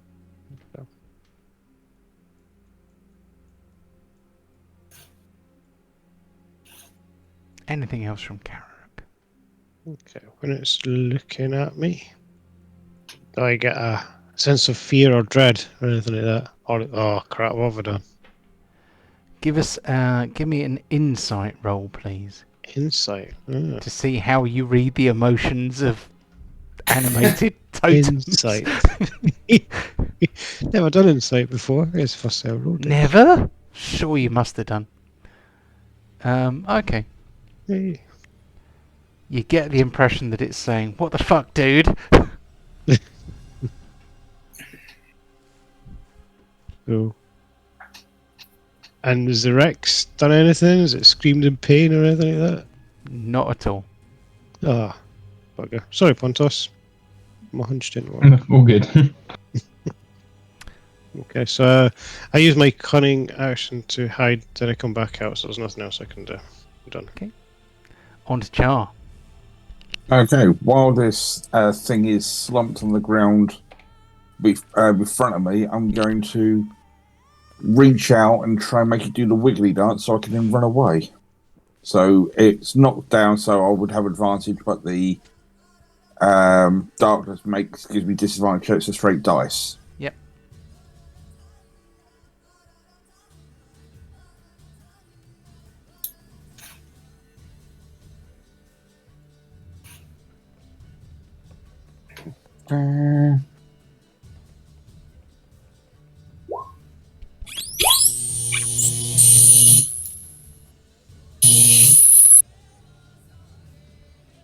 Cool.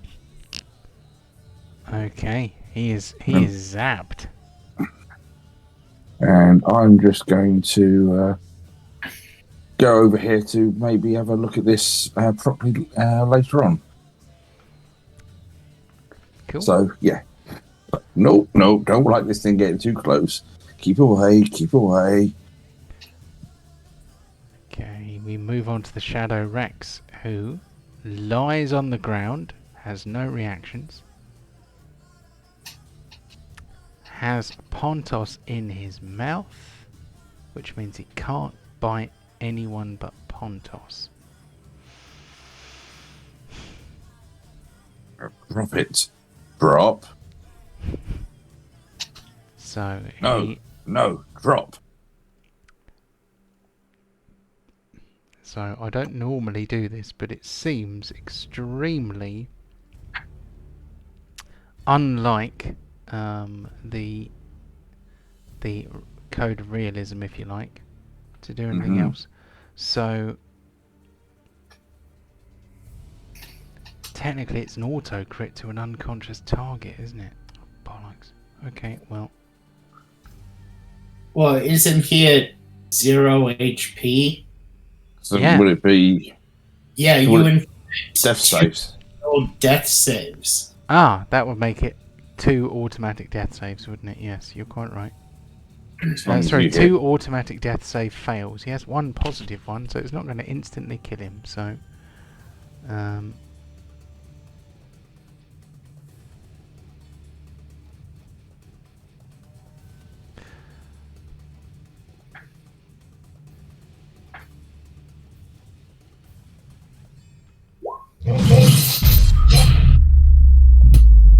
okay. Well, that's Wait, am I- that script is not doing what it's supposed to do. Let me look at your character sheet. Am I fucked? So what it should do is say, you're already on 0 HP, therefore. But it didn't do that. But it bites Pontos.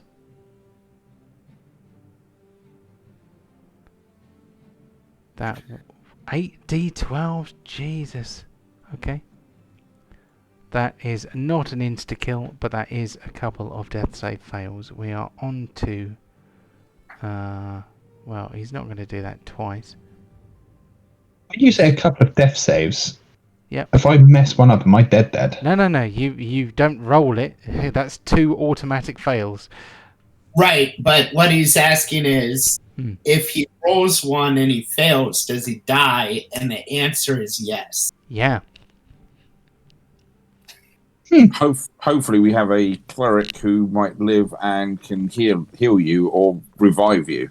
Well, Yeah, if the other half of the party stops fucking around playing with the totem, we might. I fucking attacked it. I've attacked it every turn. No, I think it's me sticking arrows into the totem, which I thought was a great idea because I think that might. There are... It's, I'm going to stop talking. Yeah. Okay. There are things. There are things. I am going to do a tail attack, but I haven't decided who's getting it yet. So I am going to roll. There we go. The tail attack is for the Baconator. And then we move on to deep. Okay, so Pontos is in the thing's mouth still, and I can't see him. Not right now. Okay. You know he's very close to you, though.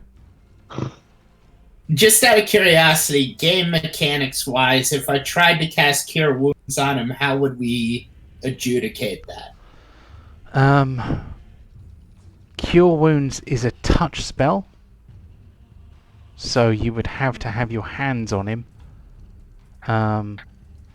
Healing Word, for example, is a ranged spell, but you would have to be able to see him to target him.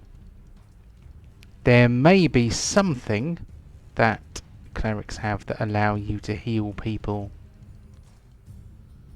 I think you might have something to do it, but I... Okay. Well, nothing's coming to mind, so I'll just try to kill the fucker. We could die next go. Well, I do have Raised Dead, so... Hang on a minute, that's a necromancy spell, Raised Dead. Wait, will I come back as an undead orc? No. Oh, God. Luckily, you won't be an emo boy. Like somebody turned into.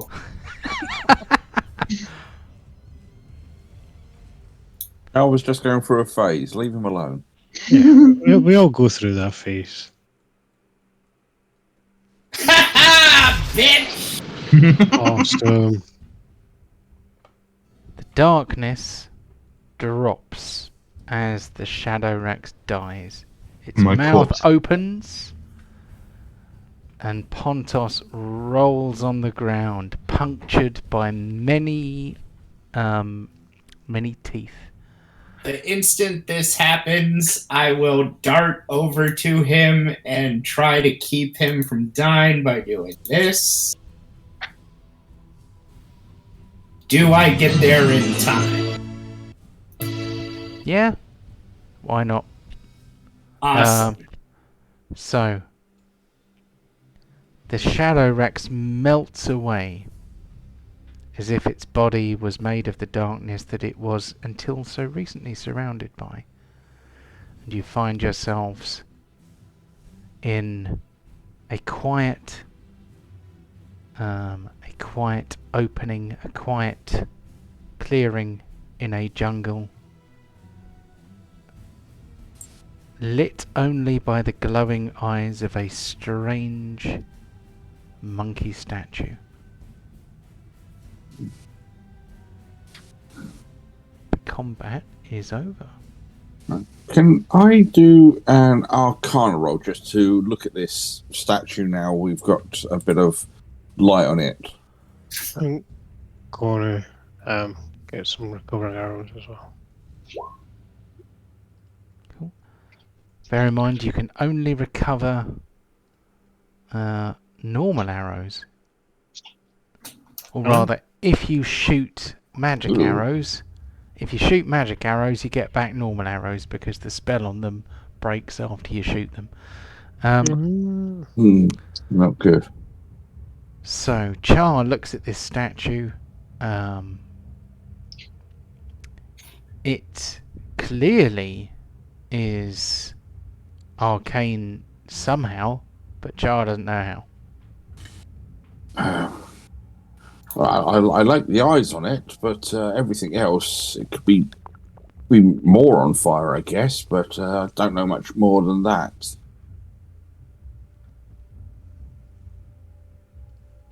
Anyone else want to have a gander at this? So, Char, can you tell when you cast your dispel thing?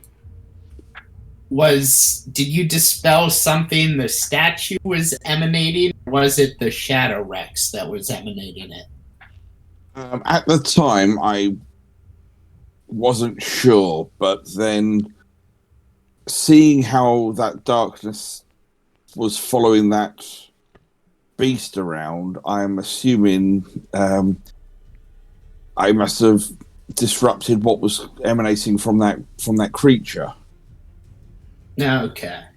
That's my best guess at the moment. The darkness didn't remain around this statue. Okay. How does the statue look, John? Is it like broken down? Is it in excellent shape? It looks very old. It looks almost petrified, almost fossilized. It has clearly stood there for a very long time. Despite its obvious age, it is quite well preserved. You can see cracks in the charred or painted black wood, showing that the wood has desiccated and dried out long ago. The glowing of its eyes is quite disturbing. It's looking at you. I'll raise my hand and say, "Hello, friend."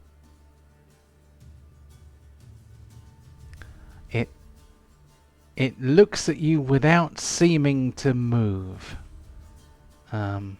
When you first arrived in this clearing, its eyes appeared to be pointing in the opposite direction. They now appear to be pointing at you. And then almost before you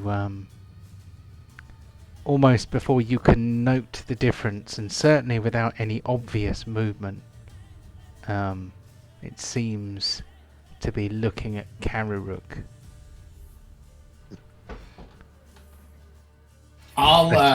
Who dares defile the king of the monkeys? I'm just going to point to Jar. He's setting your thing on fire. I thought that big dinosaur was under your control, hence the arrow. Do accept my apologies. You have nice manners for a thief and a liar. I'm no thief. Or liar.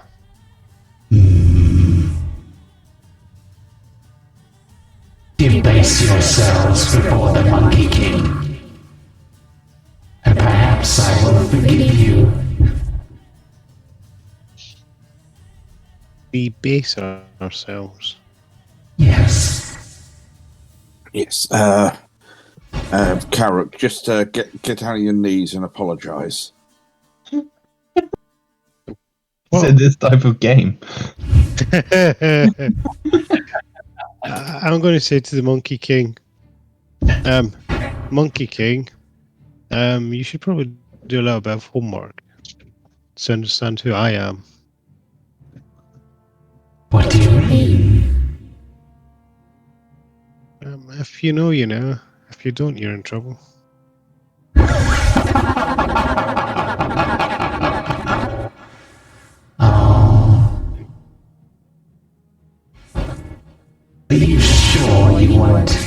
prostrate yourself just a little bit? Not me. My other friends might, but I'm prostrating in front of no king or god ever again. You're no fun. Luckily, This you actually are addressing Upteo, the god of the balance. I thought after you shot an arrow into the eye of my totem, I might have some fun at your expense. But obviously, you are wise to the capriciousness of deities. You are forgiven. thank you. It was only an arrow. And an arrow to one of your stature is but a pinprick. Indeed.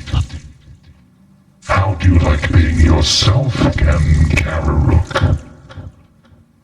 I'm still getting used to it. Interesting. But thank you You are for welcome. giving me the opportunity.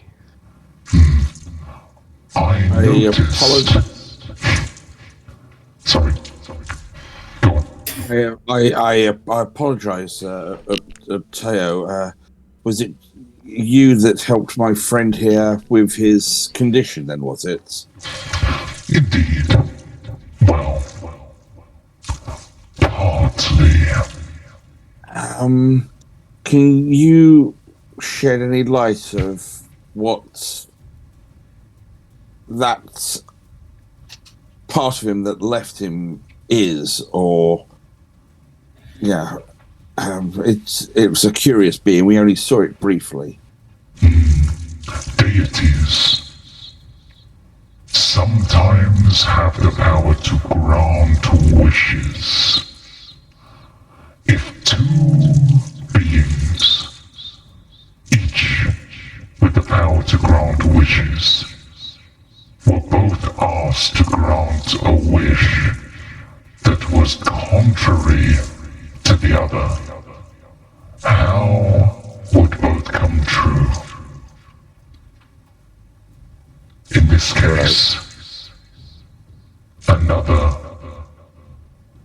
path, another being was created to fulfill the wish. The other is a creature of pure darkness.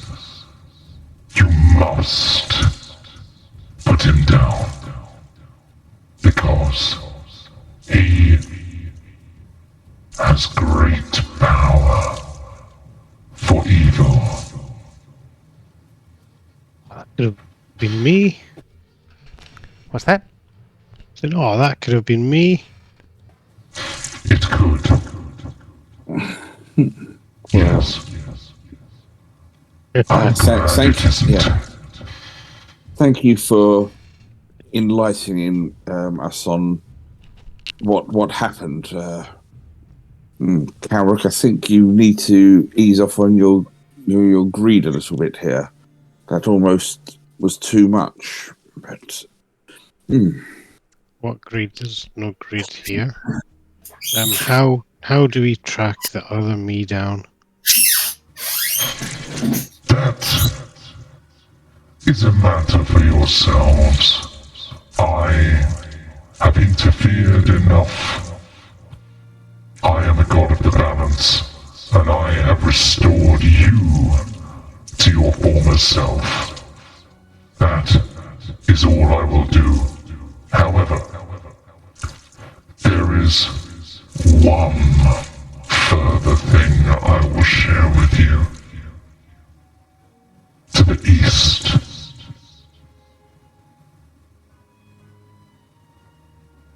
you will find the servants of another god.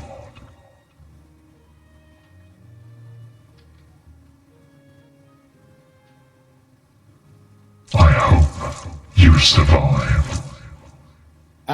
We're a little lost, sir. Could you show us where we are on this map? Very well. just before the awards.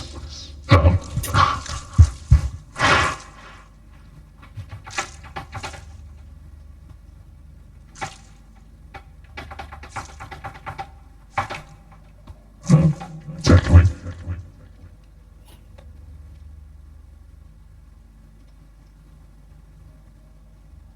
I'm gonna guess there. You are here. Not far from where you first set out.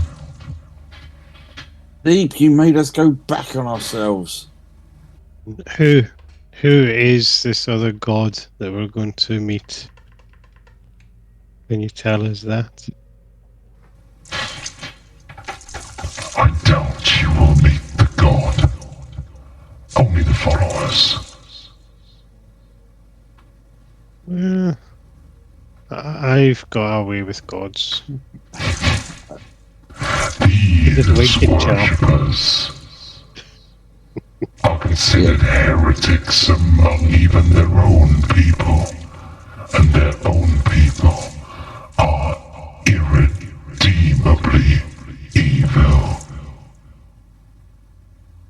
I wonder what you will make of them, or they of you. It is done. I will meddle in your lives no more. Farewell, Kararok. Thank you, up to you for all your help. I'll And just do a little sort of royal salute with my hands over my head kind of thing. I'm just going to wink to Char and say, I've got this, mate. That's another god. No more other gods, Karuk. I Haven't like you learnt- messing with Char. Haven't you learnt your lesson? No. oops, what did I just delete? Oh, that was a bloodstain. That's okay. The statue disappears, and you find yourselves alone in an empty clearing. You know roughly where you are now, though. Yeah, just because you're saying that the awards coming up, and in this was kind of later or in the evening when this all happened. Mm. In this clearing, can I set up my tiny hut spell while we sort of camp for the night and rest? Yes, absolutely, you can. Not a problem. A long rest. There we go. So I am going to call up the awards. So I did think of a cleverer way to do this, but I haven't had a chance to implement it yet. But the time will come. We shall do this. Excellent. And where is the other one? Ooh, excuse me. And that recharges. And that recharges D6 as well. Okay. Just overnight, just my my wands and staff recharging. That's all.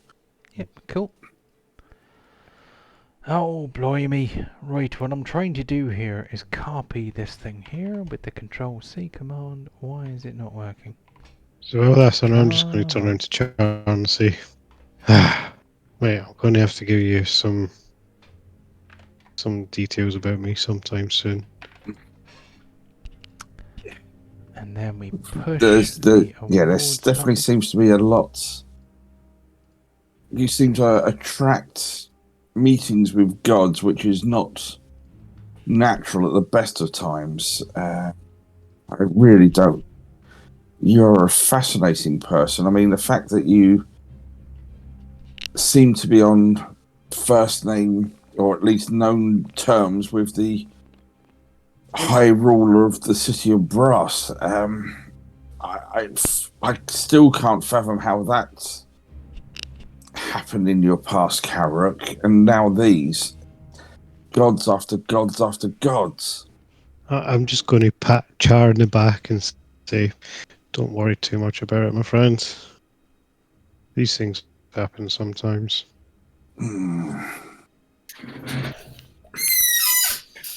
Excellent. So So And I in just the give next Char a little wink. in the next session, we shall fathom further Kararuk's bizarre relationship with this or that god. But for now, let us begin the awards. Who got the first kill today? I think you only actually fought one thing. It was deep. It was deep. There we go. Hmm. The kill of the week. Well, technically, I think that kind of has to go to deep as well. I was going to say Uh, the T-Rex. I'm running the table this week, bitches. So if the kill of the week is also deep, did deep yoink? Oh yeah. Yeah, there we go. So we got 3 awards so far, and they all go to deep. Kill from the grave. I don't think that's applicable this time. Deep. If it were applicable, I would give it to him. However, who is the damage dealer? The T-Rex. I would say that is probably going to be Pontos. I think you're probably right there. We had some high individual hits. I think there was a 39 in there. There might even have been a higher one than that. I think it was a 37 from Pontos. Did I say Pontos when I meant to say deep? I don't know. I'm not sure. I hit 37. Yeah, you hit 37. That's what I meant. You did a nice high crit attack, didn't you? Which was into the 30s. There's a 37 from Pontos. Sure, I saved your life. You steal my award. Oh, Learn to do damage. there we go. Don't worry. There's definitely one award that I've won. Who is the The best supporting role? Is it Deep. is it deep for keeping Pontos alive? Yeah, it's definitely not. Yeah. Sharp. Also being the only one willing to fight the T-Rex. Every turn I attacked it, bitch. Yeah, after you were done running away. Oh, Yeah. with my AC and hit points, yes. how Sorry, about go ahead. let's see. Best supporting role is deep. How about fumble of the week? I think there might only have been one. Yeah. I think that was Pontos. Notching himself on the saddle. That was a yeah. We had quite a lot of crits, but only one fumble that I remember seeing. Role player of the week. I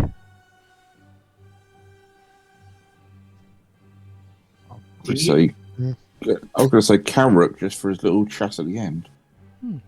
Yeah, probably. Yeah.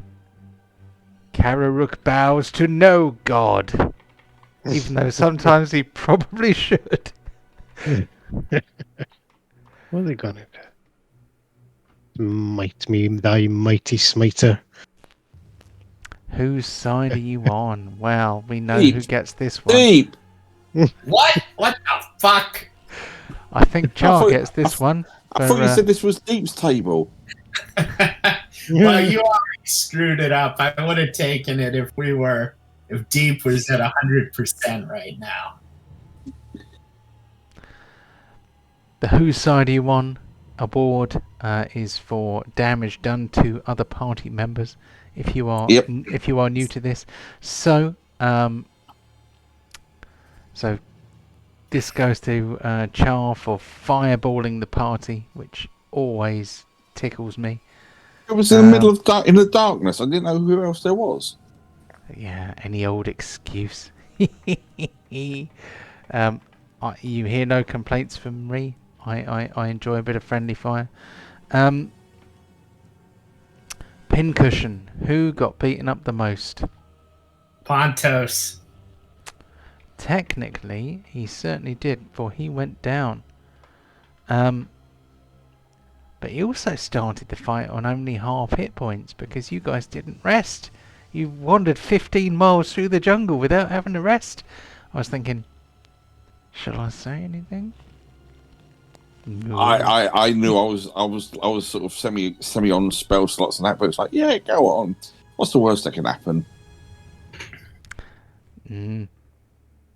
Well, nobody died. That's the main thing.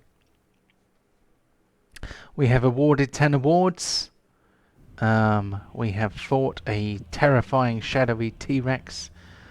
And we are back after a 2-week absence. So I will upload this very soon. And then I will catch you guys. Same bat time, same bat channel. No worries. Right. Okay, well, everyone take care. Have a lovely Have week. a great See you soon. easy. Right, Bye. right. Bye. Bye.